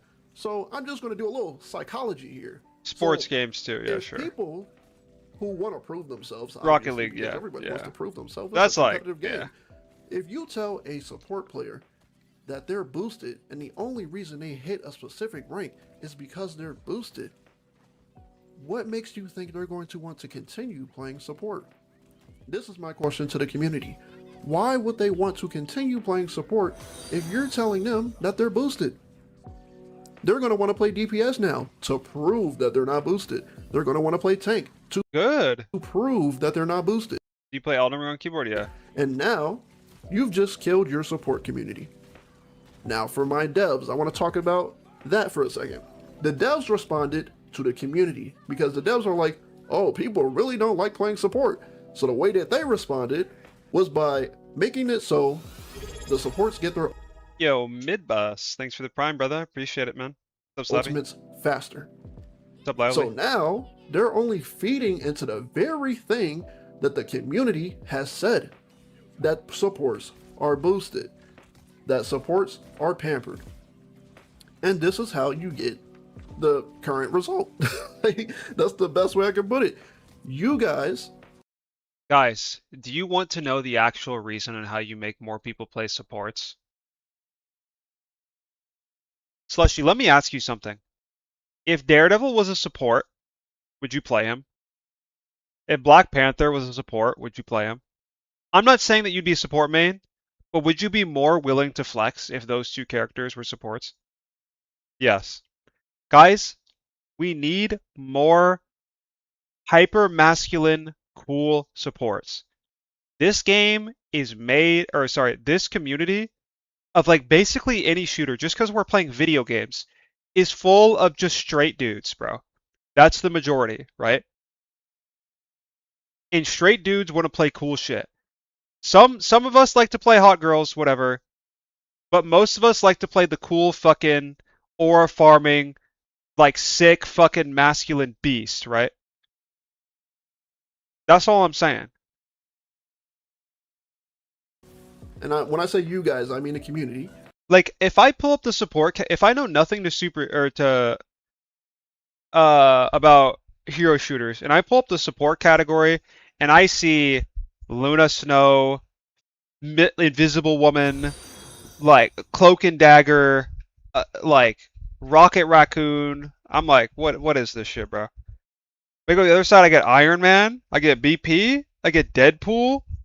I guess Deadpool's support too, but like, you guys get my point, you know?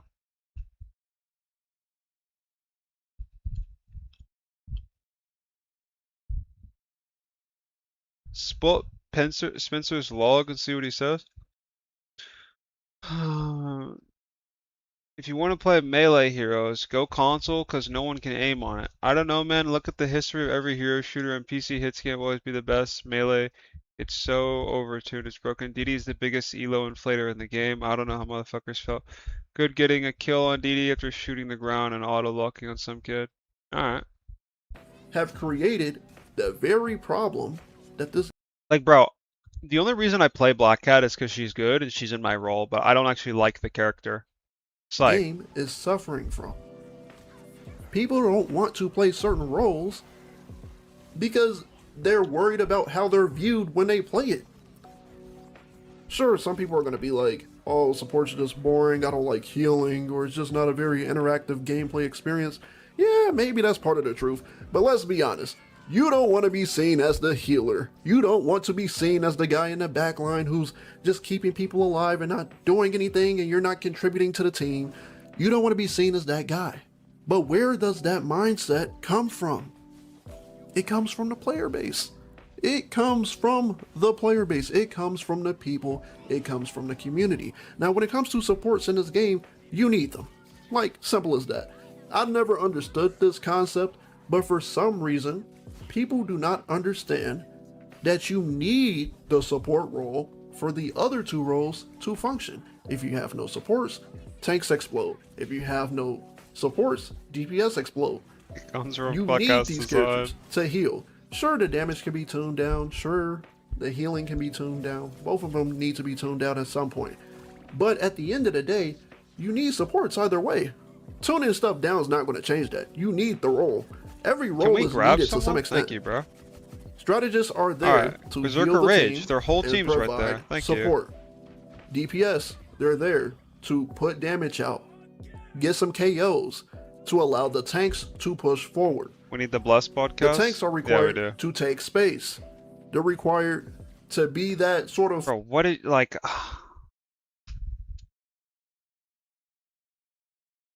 Bro, Goshiga said, listen, because he's not saying anything. He's just, I'm sorry, he's just not saying anything. Oh my god.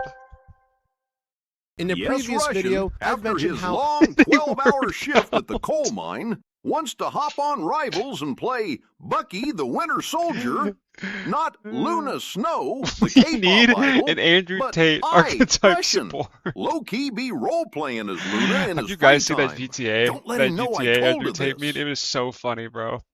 Let me see if I can find it.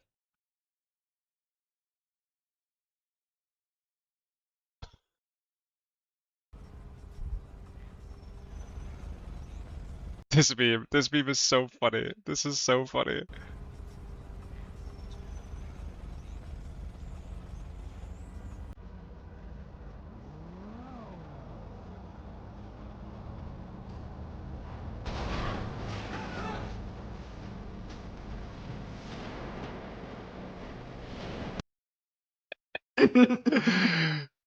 Oh my god.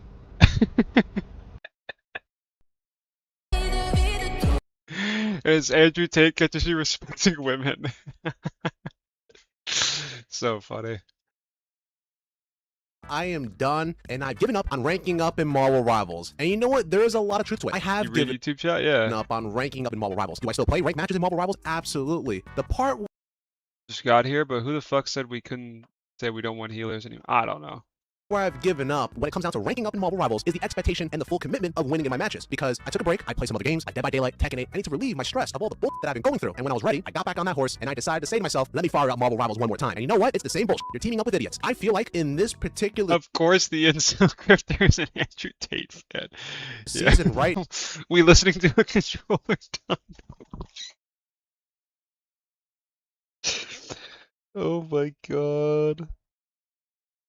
Now, it is impossible to rank up. And I'm not exaggerating. I really, truly believe it is impossible to rank up in Marvel Rivals. And if you are someone who's ranking up in every single match, you are stressing the f out in every single match. You are probably heavily sweating, hoping, nervously, expecting your teammates to pull through. Yo, can someone get a screenshot of #1 incel grifter typing that? I love Andrew Tate, but iconic. That's funny. Roleplay DBD to relieve stress from rivals. Yeah, that's kind of crazy. Yo, there's also a... I should have gotten a clip from yesterday. Hold on. I don't think any of you clipped it. No, you... Oh, thank God Grim did it. Guys, look at this clip. Mate, I'm telling you, I'm actually going to put an A onto Dino, and then you're going to have to lose every fucking game shooting against a Dino. Oh my god. Oh my god. How fire is that? W Grimshaw.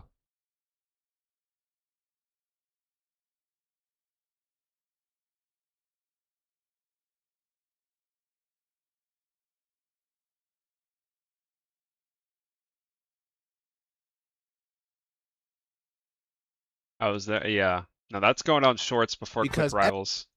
I hate every Click single Rivals, match, bro. I feel like Stealing my I'm at content. the one above all rank. I used to like Click Rivals because they give me more exposure, but now I'm at the size now where they just steal my exposure, you know? Yeah, I'm in Gold Rank City. And what is worse when you are D-ranking in Gold... Wait, you're in Gold and you're complaining about... This guy is Gold. He's Gold controller on Devil Dino and dropped a 21-minute rant about how he can't rank up.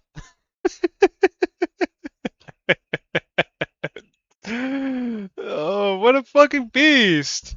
that I've been going through. And when I was ready, I got back on that horse and I decided to say to myself, let me fire up Marvel Rivals one more time. And you know what? It's the same bullshit. You're teaming up with idiots. I feel like in this particular season right now, it is impossible to rank up. And I'm not exaggerating. I really, truly believe it is impossible to rank up in Marvel Rivals. And if you are someone who's ranking up in every single match, you are stressing the out in every single match. You are probably heavily sweating, hoping, nervously, expecting your teammates to pull through. Because every single match, I feel like I'm at the one above all rank. Yeah, I'm in Gold rank. Yeah, Slushy, what rank is Luke at now? I imagine Salt's probably like diamond at best, but like at best. But he's probably like plat diamond still. What is Luke at? He should be close to eternity. Yeah. Salt is GM2, GM1. Alright.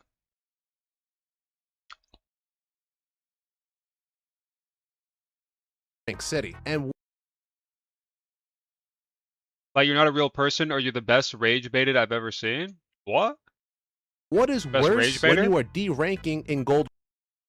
No, you're the best rage baiter. Rank City. How could this get any worse? I'll tell you. Before, when you were at a certain rank, both teams were given the opportunity. And what is worse when you are D-ranking in Gold Rank City? How could this get any worse? I'll tell you. Before, when you were at a certain rank, both teams were given the opportunity to ban certain characters like Spider-Man, Namor, Black Panther, Penny Parker. Guys, ban Spider-Man, Namor, Black Panther.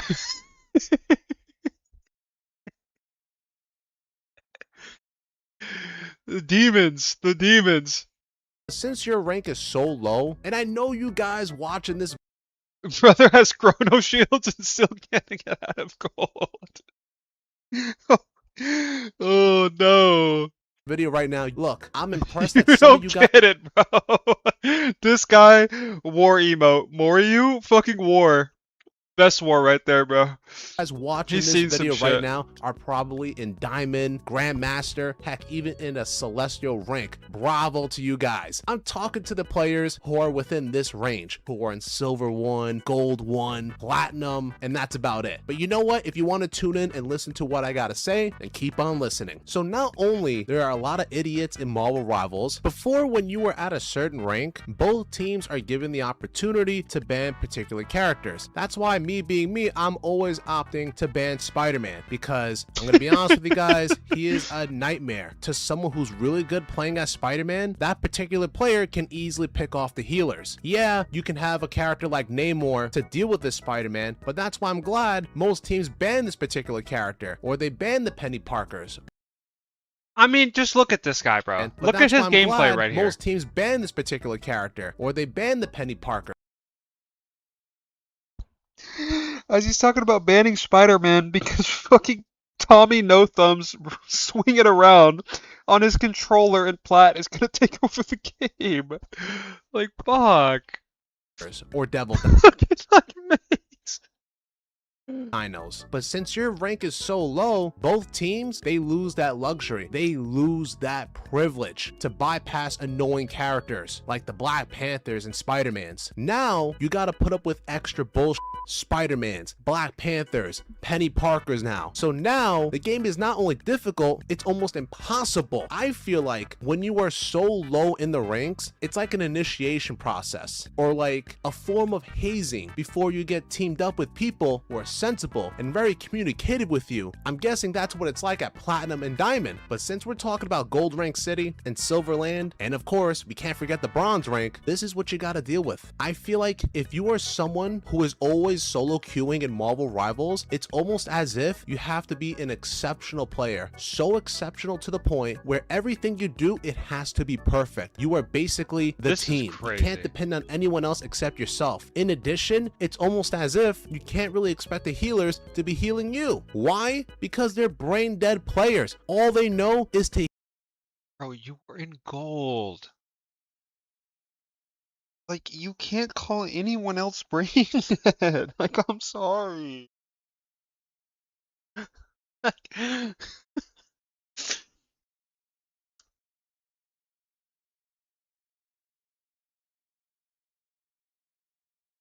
Can we if someone in chat, if anyone in my community is watching, I will do one of those videos where I will VOD review a player. I won't even, we'll just watch, but I will get in a call with them and we'll VOD review someone who's hard stuck gold, who thinks it's the game or their teammates. If anyone knows anybody, I will literally do it, like, instantly. Find me someone. heal, yet the official name for healer is actually called the strategist. So you're not just healing, you're doing other things too. You're supposed to make callouts. You gotta let the DPS know that someone's diving. I know a streamer. I mean, get him on the VC, bro. Spencer. Called Vinter. Alright. This could have been you. It is me in another reality. You guys, like a Black Panther or a Spider-Man, so that way the DPS and tanks can make the adjustments in the... You watching seems like a pretty good option already. Yeah, but I can't get this guy in VC. Like, do a challenge where you play with your feet on a controller to GM. I could probably get... I don't know if I get GM. Maybe I could... I think I could get Diamond on a dance pad.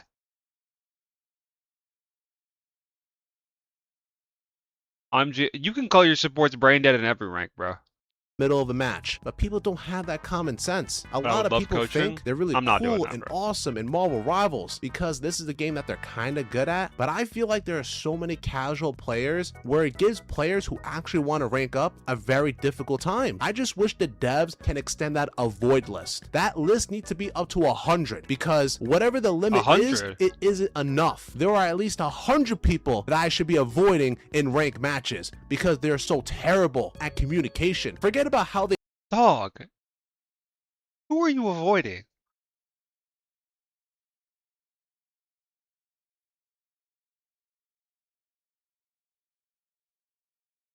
play in the game. I'm talking about the basics here. Having self-awareness, letting your team know that you're not doing so good as tank or DPS, so you're gonna switch to healer. We have an Emma Frost and a Groot. Now it's just Emma Frost. Okay, is there anyone else in the team that want to be the second tank? All I hear is crickets. No one wants to talk. In fact, the only person who's talking is me until someone else chimes in and tells me to shut the fuck up. I'm trying to be the voice of reason in the team. I'm trying to put my ego to the side and talk to you peasants on what are we gonna do. I'm not yelling at anyone. I'm not criticizing anyone. I'm just communicating with you guys as a normal human being on who's gonna be the second tank or who's going to be the second DPS. It's a scary thought that these are people that want to rank up in Marvel Rivals. They care so much about winning, but they fail to accept the fact that if someone is lacking, especially in the DPS department, they don't want to switch. They don't want to do it. They feel like their ego is being attacked. Why is that the case? There is no shame in switching to another DPS. In fact, that is what wins games. When the timer is at the final 30 seconds, switching to Doctor Strange to use his power to get the entire team to the point is actually the smartest thing you can do. There are so many victories that are won through this tactic alone, and that's just one example of switching to get the win. A lot of people in this game, they think the moment you pick one character in Marvel Rivals, you gotta stick with that same character throughout the entire match. Whereas if you had just switched to another character, like a hit scan character, like Punisher, maybe we can finally shoot the flyers down like Iron Man or Human Torch. But people don't understand these basics. It's so simple, yet for some reason, if you're not above the age of stupid, it's almost impossible to comprehend. And yes, I gotta be the person to say it. I gotta be the voice of reason, because I will not be quiet about this. And you know what's crazy too? I played a handful I gotta be the voice of reason. of games today, and every single match, believe it or not, I've lost. It is what it is. There were a few games where the team almost won, but we still lost in the end. But what I find interesting is that you're either going to be paired up with idiots who are too stubborn to switch, you're going to be paired up with people that are completely dead weight within the role they chose, or you're dealing with people where the match isn't looking so good, they decide to throw by DCing. Where the Bro, if I was the rank 1 propaganda spreader, this game would be the best game ever made. hell does it make sense to disconnect towards the tail end of a match just because it seems like we're losing? Motherfucker, there are so many games where the situation looks dark, but because the team has never given up, the team is able to pull off a W. I had a 5v6 game the other week. Someone decided to disconnect at the tail end of the match. Everyone within the team, we all accepted the fact that we ain't giving up. We're not gonna give up without a fight. And that's what we did. We tried our damn hardest for that win. And you know what? It worked out. We all won. That's what happens when you have a team that's just locked in. Yet there are not a lot of people like that, sadly. I feel like now, if you guys... We're in word count territory now, moving on. Pro players hate the new tank meta? Do they?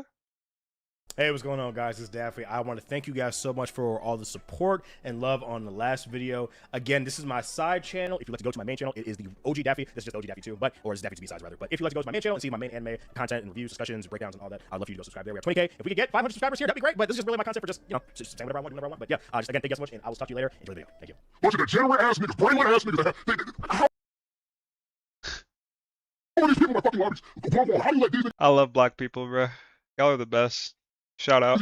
This fucking Spider-Man that was doing nothing, getting 5 minutes, died 7 times in a minute and 30 seconds. Ooh, chat, what's going on, everybody? See? Chat, I gotta say, since I got my locks, I have started to smell blacker than ever. Like, you guys know how black people smell? I'm starting to smell like that. And I thought my entire life I'd never smelled like that, but I was talking to one of my IRL friends, like a childhood friend, last night, and he was like, Parks, you've smelled like that your entire life. And I had a heartbreak, bro. I was like, what? I was like, no way. No way I've smelled like that. And he's like, yes. I was like, oh my God. Because I personally, I don't like the smell of oily, dry, ashy hair. I don't like it. But now I go outside and I can smell it. I just smell so black. And it's like, fuck, bro. At what cost? Is that worth looking so nice? Probably, but like, fuck.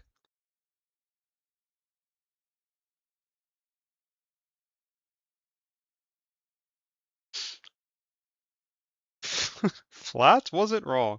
That's kind of racist. You're right. Cancel me.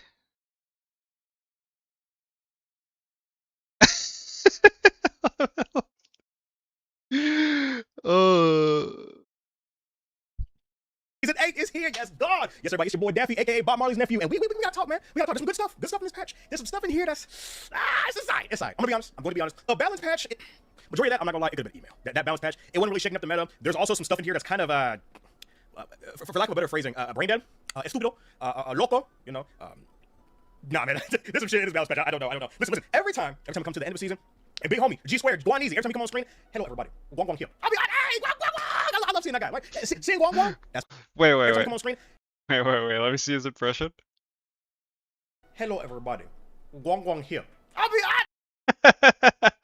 Fire. Do you smell like Storm or Blade? I guess. What's up, Walk? Hey, Guang Guang Guang. I love seeing that guy. Like seeing Guang Guang. That's my guy, man. That's everybody rock with Guang Guang, right? He sees some fine chicks, some new skins, right? Listen, he's very relatable. I like Guang Guang, right? Everybody remember that one Gwenpool cosplay nigga was locked in? Hey, I understand, brother. But as soon as that terrorist pops on my screen, Z-Hong.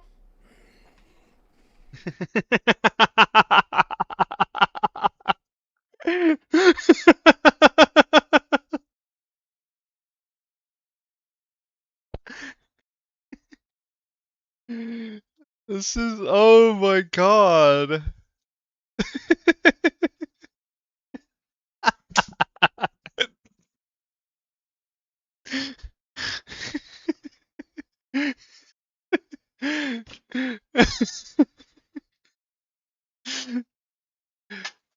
Oh my god. Awesome. I understand, brother. But as soon as that terrorist pops on my screen, Z-Hong. Cortisol spiking. I'm getting mad. I start growing wrinkles on my face. Every time Z-Hong speaks, he's talking about some nonsense.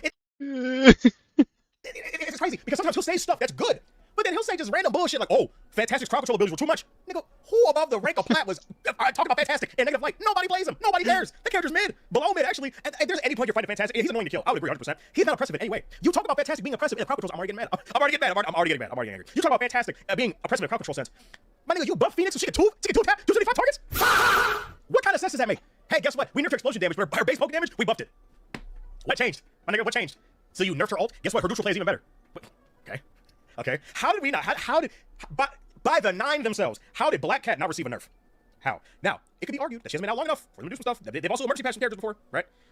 Black Cat, if you let her run rampant in your games and you are a decently high rank, you are selling your elo. You are literally taking your elo. You're doing this.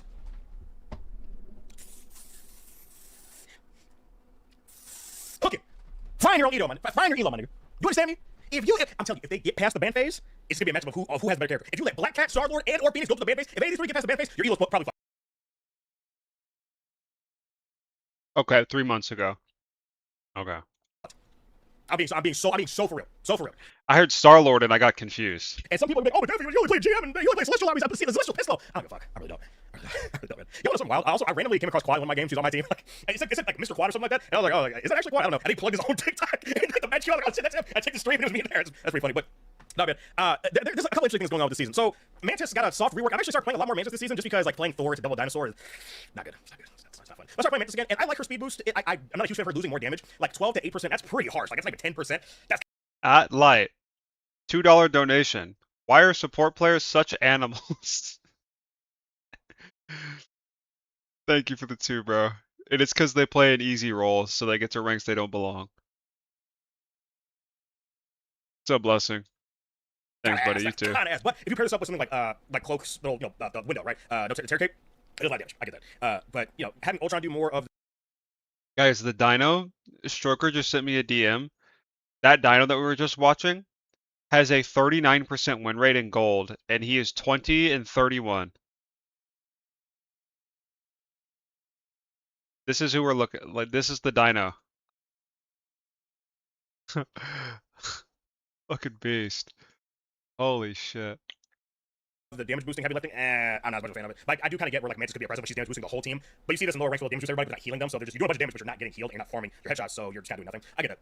But we gotta talk about Devil Dinosaur. So Devil Dinosaur is very strong. He came out, everybody was nervous, and he is exceptionally strong. He is the most broken tank. He's the most busted tank that we have gotten since Season 2 Emma. Pretty good. Pretty good. The past Facts actually. a couple of tanks that we've gotten, they really been hitting like that. They're really shaking up the meta like we want, right? We've been begging for a tank meta. We've been begging for a shake-up, right? Why are we bullying it down to 4? Because he's asking for it, saying his teammates are horrible and everyone is brain dead. Angela came out, she's high. She's high, right? Then came out, and that was the real first season of the game. Cool, right? They weren't really shaking up the meta like that. You know, Emma came out. I don't want to say it was launch Malga, but it was pretty damn near close. Like launch Emma, you also got to take into account that Rivals was a different game entirely in Season 2. Like people, as time progresses, will get better. They'll find out new techs, they'll find out new characters that they appeal to, that appeals more to their playstyle. So when you talk about like Season 0, Season 1, Season 2 stats, that's people play a completely different game, right? And also balancing was different as well. But some of the tanks we've gotten, even Rogue kind of launched, he was like, whatever. Tank pool kind of doesn't count as much just because he's like all 3 roles at one time. People have issues with Tank pool now because they say that he's got way too much HP to be like moving as fast as he is when he hits his damage reduction as well as his speed boost, damage boost, and he's like jumping up, hit, stabbing in the head. I get that. I like Tank pool though. I think he's fine enough, but we haven't really had a Vanguard shake up the meta in a hot minute, right? In a hot minute. So Devil Dinosaur releases, and he's very good. He has very obvious counters. Hear me. He has very obvious counters, but he forces you to play different. Devil Dinosaur is a direct counter to Thor. Right? I'm Thor main, right? I have X amount of hours on Thor, right? I literally, my name on the game is Daffy Odinson. I play an assload of Thor. So my concern when he launched was, he's CC immune, he has a soft CC immunity, right? I can't move him. But then when I get into games with him, I can't get close to him to farm my Awakening runes and do enough damage to him. When I farm my Awakening runes and I'm launching the lightning gun, that's cool and all, but I only have it for 6 seconds. 7 seconds, I believe. Tomorrow or I can't Monday. get close to him to start beating him because he's going to bleed me to death and he's going to throw me into the enemy team. He's a hard counter to Thor. So you know what? I don't mind it. Characters need to have counters. That's perfectly fine. You know what Devil Dinosaur's counters are? His biggest one is Penny. It's Penny than everybody else. Penny, you can just stun him for every 3 seconds. He can't go anywhere. He cannot do anything. Unless you're like a mag or something like that, but even then, his hitbox, he's taller than them. You can just hit his head and it'll hit him. Like, Penny mains are feasting on countering Devil Dinosaur, right? Groot, I was playing some Groot. Groot's a soft counter to him as well. Just wall ball from his team. He can't really do anything. I need to see if he... He has very obvious counters. Very. You gotta just switch it up. How long is the vid? It's done. It's an hour and 15 minutes.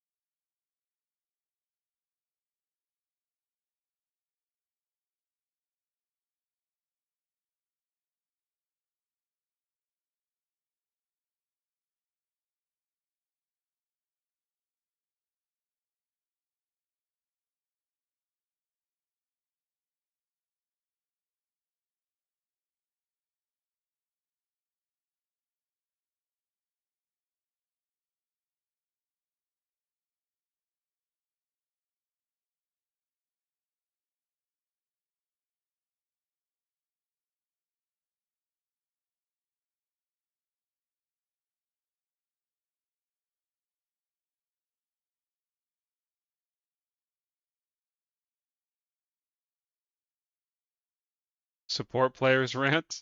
Let him cook.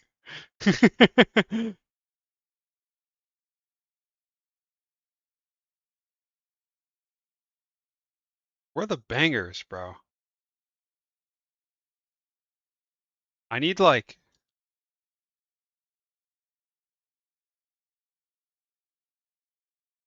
Recently uploaded. There we go.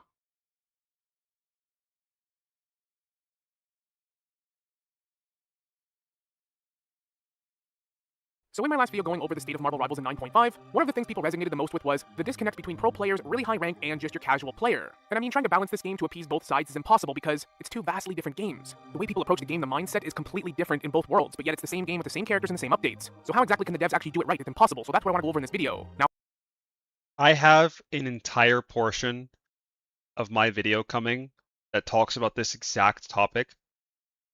And I'm so curious to hear what Chapter 2, it's 5 chapters, guys. Chapter 2 is the longest chapter in the video, and it is about the relationship between casual and competitive. And I'm so curious to hear what this guy has to say. For clarity, I don't mean to state that Marvel Rivals pro players are a problem because it's quite the opposite. They know this game inside out better than we ever will. They know how to optimize every little thing in the game, and I completely respect just how much time, effort, and dedication it takes to make it to that level. It's insane.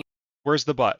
But if I'm being honest, there it is. All right. a lot of what I'm seeing with Marvel Rivals reminds me a lot of my days playing Super Smash Bros. Competitively Yes, because I played that game for 11 years. I trained, practiced, knew every combo for my characters, how to kill them, what percentages. I spent hours every day practicing, studying, going to tournaments, playing in online tournaments. I even got to play against some of the best players in the world and some of the best mains. It was a fun experience, and I do firsthand know just how much time you have to invest to get to that level. But even in the Smash Bros. Days, there would always be complaints from the pro players, the competitive players, myself included at that time, about patch notes, balancing, which characters were too broken. The difference was, though, Nintendo is no nonsense. They would state time and time again they don't give a shit about competitive Smash Bros. They don't give a shit about tournaments. This is a party game for children with wacky items to just play and have fun. So if you were in the competitive scene for that game, you just kind of had to suck it up. They'd throw you the odd bone, but that was it. Now the reason I bring that up is because Marvel Rivals is in the same boat or a similar This game is meant to be casual, it's meant to be for casuals, and it's not meant to be overly dissected, metas, numbers, damage, everything overly optimized all the time. That is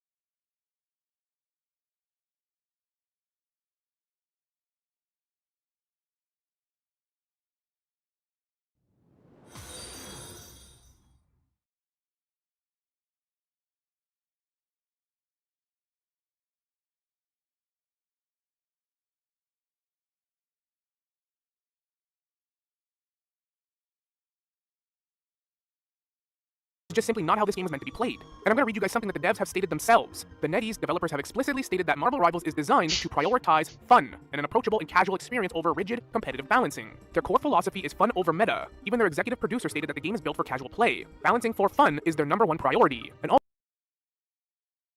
although the devs do monitor win rates, how characters perform to ensure that no character feels overwhelmingly oppressive, tuning heroes priority. And although the devs do monitor win rates, how characters perform to ensure that no character feels overwhelmingly oppressive, Do they?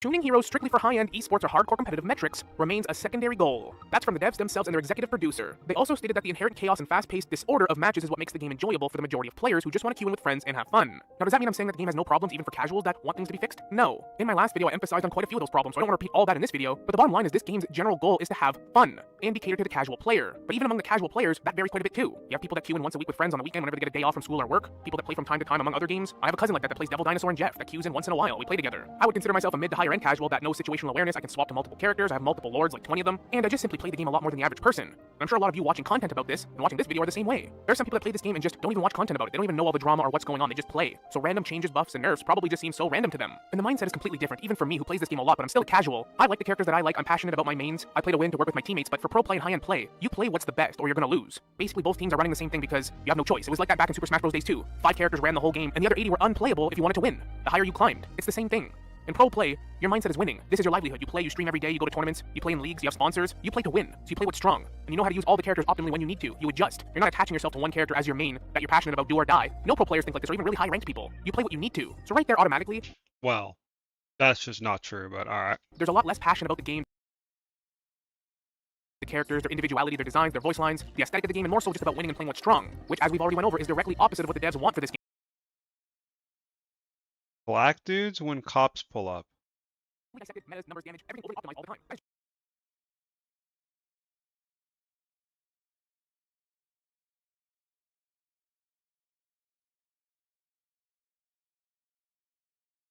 Alright. I get it. It's really funny because, like, the white Google thing. game. So to balance the game for pro players that optimize everything while simultaneously keeping it fun for casuals is a When difficult is task. video But gonna at be least Marvel posted? So in my last video is going this? over the state of Marvel Rivals, that very Probably it could be posted tomorrow, but I'll probably post it on Tuesday. quite a bit too. Dinosaur multiple. There's some people that play this game, and the mindset is completely different. Even for me, who plays this game a lot, but I'm still a casual. I like stream. You adjust. You're not attaching yourself to one character as your main that you're passionate about, do or die. No pro players think like this, or even really high-ranked people. You play what you need to. So right there, automatically, there's a lot less passion about the game, the characters, their individuality, their designs, their voice lines, the aesthetic of the game, and more so just about winning and playing what's strong, which, as we've already went over, is directly opposite of what the devs want for this game. So to balance the game for pro players that optimize everything while simultaneously keeping it fun for casuals is a difficult task. But at least Marvel Rivals is trying to do that. Nintendo never gave a shit. But that's where you kind of have the problem, because look at characters like Elsa Bloodstone, Black Cat, Bucky. Well, maybe not so much Bucky, but Mantis, Gambit. These are all really high bans in high elo and guarantee bans in pro play. Yet if you work your way down, you see they become less frequent the lower you climb. Because in high elo and guarantee bans in pro play. Black Cat, Bucky. Well, maybe not so much Bucky, but Mantis, Gambit. These are all No one bans Daredevil in pro play. Legit, no one. And Gambit's also a rare ban now too, by the way. really high bans in high elo and guarantee bans in pro play. Yet if you work your way down, you see they become less frequent the lower you climb. because casual players are just not optimizing these characters to that degree. I'm a Black Cat Lord myself. I know for a fact I'm a fraud. I do decent with her most of the time, but I'm also inconsistent. For me, at least, she's a difficult character, so I have my bad matches. Mid to low elo, you rarely see people really optimizing Elsa Bloodstone, unless they're a Smurf. So what the game looks like to a casual player is vastly different to the pro scene, so you can't really just buff and nerf people to oblivion because they become unplayable then to the vast majority. A character like Black Panther and Spidey are basically unplayable in pro play. They're countered immediately, but Black Panther is borderline oppressive in lower elo, where people are casual, there's less team coordination, and people are just playing what they like. That's why certain characters never really break through the pro play scene, but yet they're banned in lower ranks. It's a different game, and if you were to buff Black Panther to make him viable in pro play right now, low to mid elo supports wouldn't stand a chance. The game would be broken for the average player and the game would die. Now, last video I went on a huge rant with all the problems and issues that they need to fix in this game, so I'm not gonna repeat all that, but bottom line, we all know there's very sketchy matchmaking in this game. There's bot matches and quick play, suspicious win and loss streaks, smurfs, quitters, throwers, all the typical stuff we know now. So for the average player like myself, or even people more casual than me, these long drawn out fights in an evenly matched game are actually fun. I like that. I like when you have a fight that lasted 5-10 minutes with multiple strange portals, multiple ults, somebody has to make a big play, it's stressful, it's fun. It's a match that you're gonna remember losing or remember winning. If you make a big play, it's gonna feel fantastic. If you lose, fumble, you're gonna feel like shit, but you're gonna remember it. It means that the match actually has weight to it. That's an excellent feeling for the average player playing this game. So many times in this game you get a quick play where you got gold and bot teammates versus a GM and Celestial team. You're gonna get spawn trapped, or you steamroll. I don't like either of those types of games. Then throw in some bot matches mixed in just because you lost one game. It starts to feel like a giant waste of time. And you get those close matches. Man, they're so fun, but yet that's one of the biggest problems pro players and high-end players have with the game right now. Why? Because again, their priorities on this game are completely different. They play this game so much, all day, every day, that they just want to get through as much matches as possible in these long drawn-out fights. Make that harder to do. Just completely different priorities in regards to the game. And again, I like those drawn-out fights. They're some of the most fun I have in a game. Or evenly matched teams, it could go either way. Love that shit. And something the top 500 and pro players don't seem to understand about the casual player is that we are diehardly passionate about our mains. But yet the pro players and the high-end players have the biggest voices, the biggest communities in this game, which means their opinions get spread out a lot, and the echo... What? But yet the pro players and the high-end players have the biggest voices, the biggest communities in this game, which... I guess if you're talking about streamers. means their opinions get spread out a lot in the echo chamber of YouTube, and the devs pick up on that. And if buffs and nerfs reflect that, then it affects the casual player in their main. And I think that's unfortunate. I think Gambit's a really good example of this too, because Gambit is very rarely optimized in a rank below Celestial, really. No one's using him to his full potential. That you need to ban him, but yet he's banned every game. Because it's just what you do. It's almost like second nature now. You ban Gambit. He's probably one of the most banned characters for the last 5 seasons right now. He'd probably be #1 consistently. Yet how many people are actually using him optimally in this game? Because the vast majority of the player base is casual. And a casual player that just loves X-Men and loves Gambit, they barely get to play him in comp. And that's where I feel you get the disconnect between the two player bases. The exact opposite is true for characters like Scarlet Witch or Squirrel Girl, because you can't really buff them to be meta in pro play, because they would be utterly broken in just normal games. You could include Iron Man into that too. Those characters can't be meta in pro play. They just simply can't. That's why they never have been. Because if they were, the game would break. Obviously, they're all very user-friendly, easy-to-use characters that don't require the best mechanical skills, a lot of time investment for practice to Like, you tight with the devs like that? Like what? optimize. That is why they're popular picks among casual players. But because of the pro scene, you're never going to be able to have these characters be more optimal than just being good in the lower ranks, because it would break the game. And yet they're some of the most popular characters used and most frequently used. And often using these characters you're looked down on, because there's always been the stigma that the lower your rank, the less your opinion matters, and that couldn't be further from the truth. It doesn't matter what rank you're in, it doesn't matter what your skill level is, it doesn't matter how frequently you play this game. All opinions matter because we all play the game.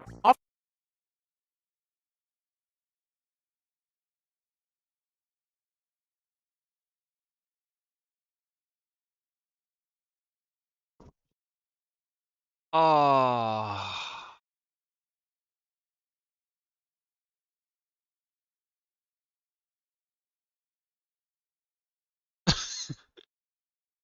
Guys, don't insult him.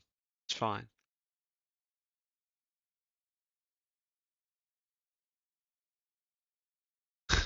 This guy's a moron. Anything is gonna be broken or not. What's important is changing the meta all the time. I agree variety is important. Especially. I wouldn't say he's a moron though. He's just like he just doesn't know. No, that actually gave me terminal cancer when he said that though, Snipe. I can't even lie.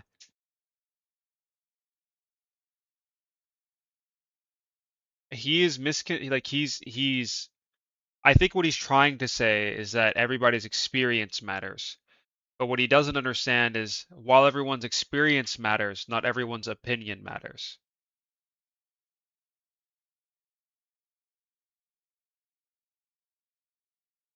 Times an opinion in this game is met with, well, what rank are you in? When in fact the devs themselves balance this game for casual fun.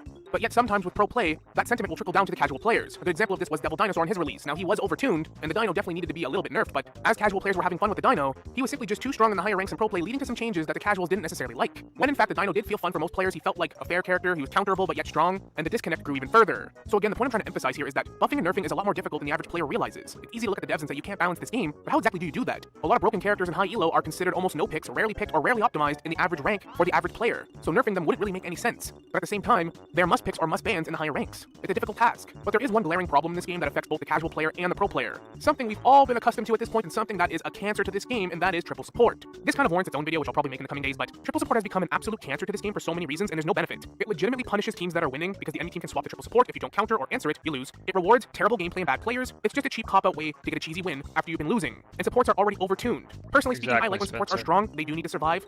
Rarely are people peeling enough, and they should have tools to be able to fend for themselves. But supports are definitely a little bit overtuned right now. Their ults are way too frequently, and just the idea of healer ults has become so monotonous. Add in triple support, nothing dies. It's a cancer to the game, and I think this goes for all players, and that's something we can honestly all agree on. I'm at the point now where I don't think roll Q is the answer. I've always stated that sometimes having 3 DPS can kind of tilt the scales when you need it, but I'll be honest, if they added roll Q right now, personally speaking, I'd be a little bit excited at the prospect of playing good and knowing there's not going to be triple heals, especially as a tank main too, trying to get some kills with Rogue or one of my tanks that I play. Fighting triple support is just so monotonous. It's not fun. I don't think anyone's having fun, and I don't even want my team to do it. I usually flame my team for going triple support because it's boring. If we steam.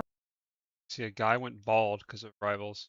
I just want to come on here and say that this is 100% a serious video. Marvel Rivals actually did make me go bald, and here's the story how.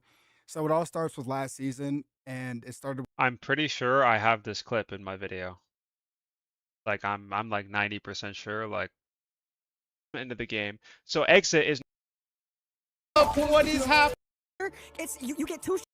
No, I don't. With the tournament and the creative tournament. I do have a It was KPX the Chris first time that I video in was my. in a creative tournament in a long time, like a year or so. And so I was like incredibly stressed trying to play the best I could. It was already super stressful because I was playing Blade and I was against like some great content creators. So I ended up like getting coaching, and I was like tryharding like every day on stream for about like 7 days. If you guys were there, I streamed for about 12 hours, like every day leading up to that tournament. Day of the tournament, we didn't do too well. We went 3-2 and got knocked out in the first stage. After that, I competitively wasn't satisfied enough with the tournament win or with how the tournament went. And so I ended up queuing up Rivals and tryharding in Rivals, and I ended up getting to top 100 playing Blade. And so, you know, as you guys know, I do play Blade, and as you guys know, Blade is not that good. And so it takes a lot of focus and it takes a lot of like mental wherewithal to play Blade in that high of an elo. And all of that kind of added up. So over the course of like the last like 2 weeks that I was like tryharding, or during those 2 weeks that I was tryharding, Thanks for every the time I gift, washed bro. my hair, Appreciate it, bro. I would lose like a lot of hair. Right, and I thought it was normal. Okay, like, you know, my black people hair is like tangly and curly and stuff like that. And I didn't really notice the balding occurring until I was recording the video. I was recording the Day in Life of Punisher video, and I saw a picture of the back of my head when I was rewatching it to edit, and I had a giant bald spot on the back of my head. And I was like shocked. I was like, what the fuck? Am I going bald? Am I losing my hair? Am I going insane? And I ended up going to the dermatologist. They looked at my hair with like a microscope, right? And they told me that I had something called alopecia areata or something. I don't know how to pronounce it. But basically, it was a bald spot due to stress that I had been going through. So basically, Marvel Rivals led me to losing my hair. And stress-induced balding is real, okay, guys? Yeah, I'm fortunate enough obviously. that it's not male pattern baldness. I'm fortunate enough that it shouldn't progress anywhere more. And I'm fortunate enough that there's still hair follicles there, so that they did put me on medicine that hopefully will work soon. I'll teach you guys on that. But just be careful with the game, okay, guys? You can lose your hair playing this game. Balding is real, and don't take shit too seriously, okay? So this next month is going to be extremely low cortisol games, and it's going to be, you know, me just, you know, trying to minimize my stress playing the game. We're going to have fun. It's going to be great, okay? But yes, Marvel Rivals did make me go bald. Stress can make you go bald, and hopefully it does. Yeah. Well. All right. No comment, I guess. Like. Roll them with triple support, I don't feel good about that. I'd rather have those long drawn out fights with a 2-2-2 comp and see who can clutch it. Another thing I'll state is that they were supposed to add some hotfixes and patches during the new update of 9.0. Basically, they made that hotfix after like day 1 or 2, nerfing Mantis and some others, and never really did anything since. So they rehauled the team up system and don't really update anything, which was kind of weird, since they specifically stated in the live stream before 9.0 that they would do these hotfixes. So I found that kind of odd. But I'd be lying if I said that Season 9 wasn't the most fun I've had in a long time playing this game. I think the biggest difference you'll find between pro players, people that stream this game every day, and people that just play casually is, I think the casual player base is just trying to have fun with the game. They're not over-analyzing everything, not everything's taken so seriously. People just want to have a good time. Relax after a long day, play some games. Most people, when they think of playing a video game, don't focus on all the negative things, all the problems, all the little details. They just play a game and then go do something else. I'm somebody that plays this game on nearly a daily basis because I love Marvel, I love this game, I want to see it thrive, but the best thing I've ever done for myself is just not take it so seriously. Even the bad matches, the throwers, all the silly bullshit, it's easier just to let it roll off, not stress about it. Just try to have a good time, learn some new characters, try to lord farm, make some friends, whatever makes you have fun in this game. And no matter what patches come after this, season 10, 11, 12, all the events, I honestly don't care what the meta is. Right now my main is Rogue and she sucks, especially with the hood, triple support, a lot of poke. She's almost unplayable, but that to me is a challenge to try to make her work in a meta that really doesn't favor her, but also try to pick up some new characters. I'm just going to take every season as it comes and for what it is. And in its own way, that is kind of fun too. We'll look at season 9 as the Guys, just roll over and accept the dog shit. With a smile on your face. crazy season where the team ups changed. Season 9.5 where Black Cat, Elsa Bloodstone were busted. Magneto was running rampant with his sword returned. The same way I look back at old seasons past with nostalgia, when Groot was banned every game, Wolverine was a menace, people were figuring out how Iron Fist was broken, the season Emma Frost released and she was busted, chokeslamming everyone and one-tapping Like this. them. Different I ain't listen to this. Marvel Rivals is a game we enjoy and love. We get to play our favorite superheroes, we get to play with our friends. It's always a swell time. Well, mostly. Fake friendly smiles aside. Oh man, I think I've just about had it with this game's player base. Let me tell you, I'm not one to do a rant video, okay? Trust me. For those of you who know me, I dabble in rants here and there, but today was different. I woke up, I decided not to take my pills, I then boiled some cereal for dinner, walked my bird, streamed on Twitch for a few hours until 5 p.m., ate some breakfast right after, got my car keys, and walked over to my house. Today I just wanted to vent about this game's player base and detail every single thing I come across in my typical session of Marvel Rivals. Let's start with the average Marvel Rivals player's favorite pastime. I feel like every time a new week comes, I know I'm going to be called something just foul. Can't come from all roles. Vanguards, duelists, and strategists. Usually they're from duelists, but I may be going a little crazy. I don't know. I'm a bit of a crazy person. So it's just a hunch. Who knows? So you guys are in a ranked match. Things don't look so good, and you decide to, let your Jeff with 14 too many deaths know to take it easy.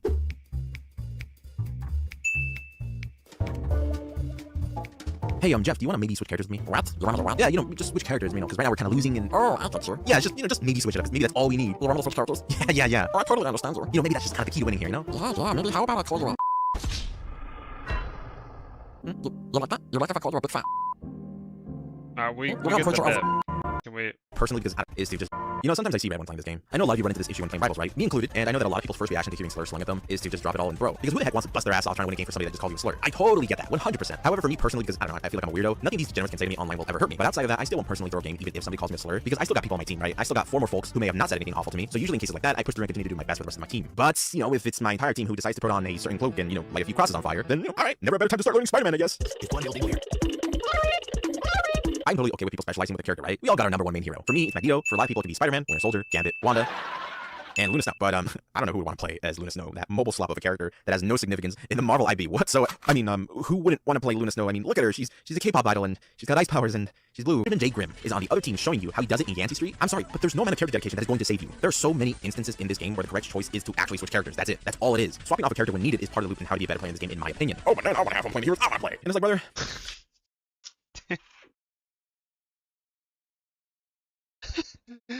Dad, chill. Let him cook. I'm not losing this game out of the expense that you want to have fun. You take that elsewhere. But in my games with me, no. We ain't doing that dance to your partner. You want to get pummeled by the thing as VP, then you go ahead and handle that in your ranked matches outside of mine. Least of all, matches that are my rank up matches. Sometimes if you don't. These guys are pro. Ego is the root of all the issues here in this community. Ever had a game where you have a teammate who isn't performing up to par with what your team needs, and you let them know, like, hey, you need to lock in a bit, or you provide some form of constructive criticism, and the moment you let them know that they're slacking.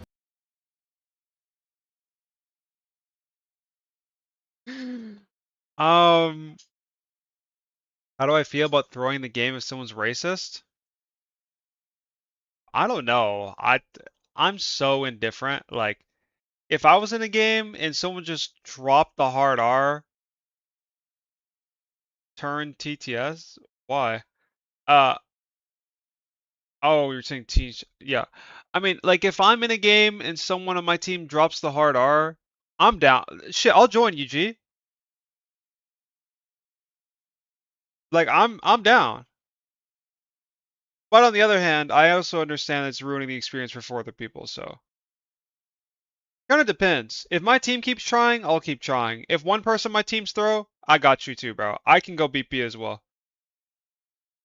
I'm down either way.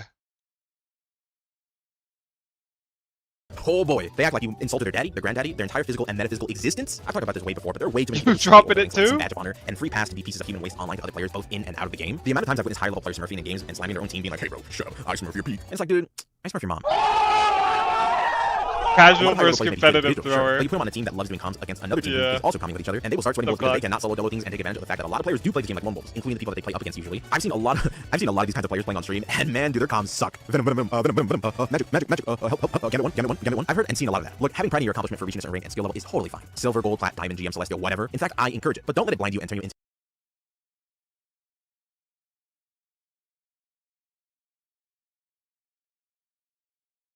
I'm the only one on the cart pushing. It pushes faster if we have 3 people. Did you know that? We can win the game faster if we have 3 people. Whoa!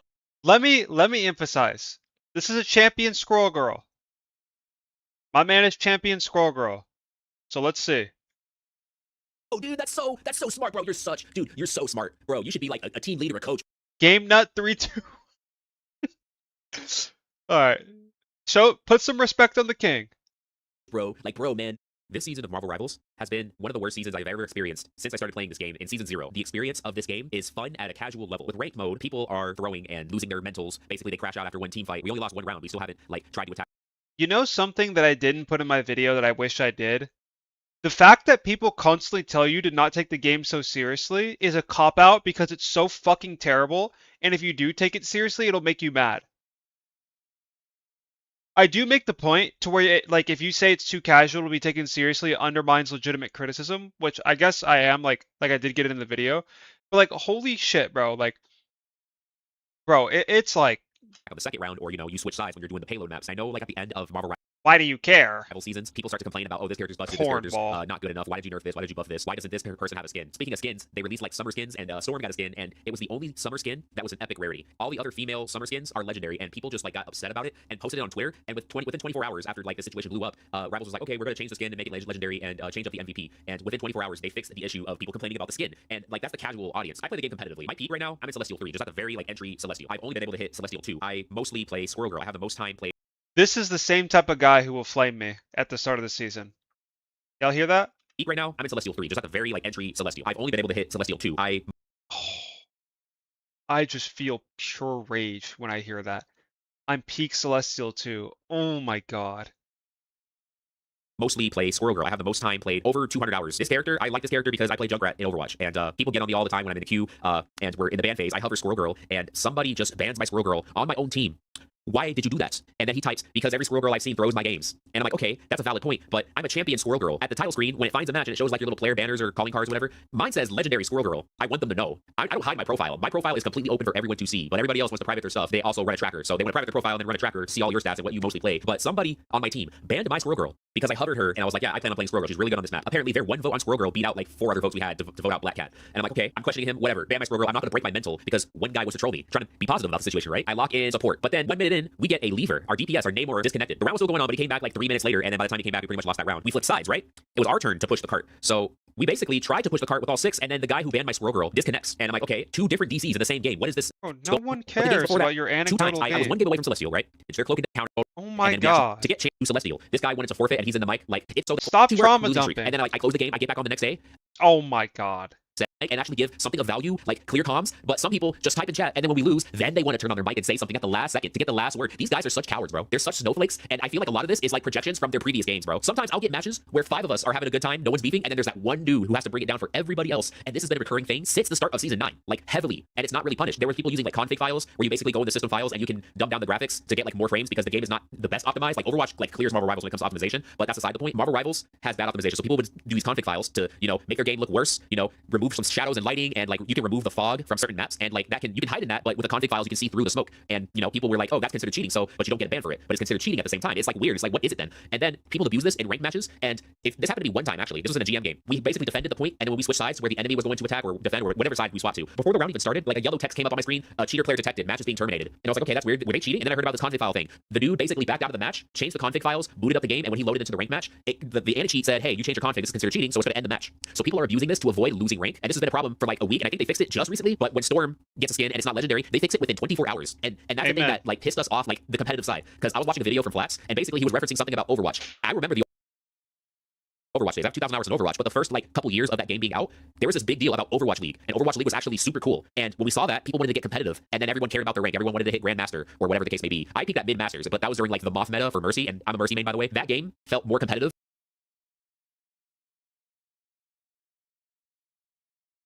I can't take it anymore. Too much dog shit.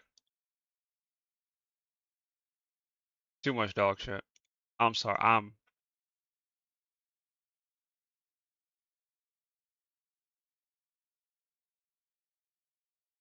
Junkrat, Mercy, yeah, like I'm good off that.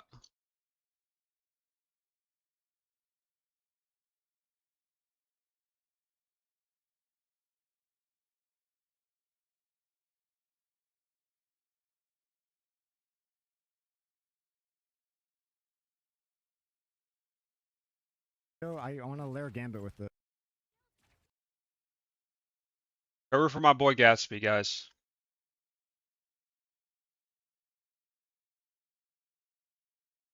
I'm out this, John.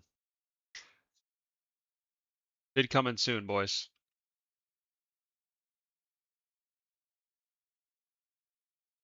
Very soon, very, very soon. And then we're back to your regularly scheduled program. Thanks for watching, guys. Love y'all. See y'all soon.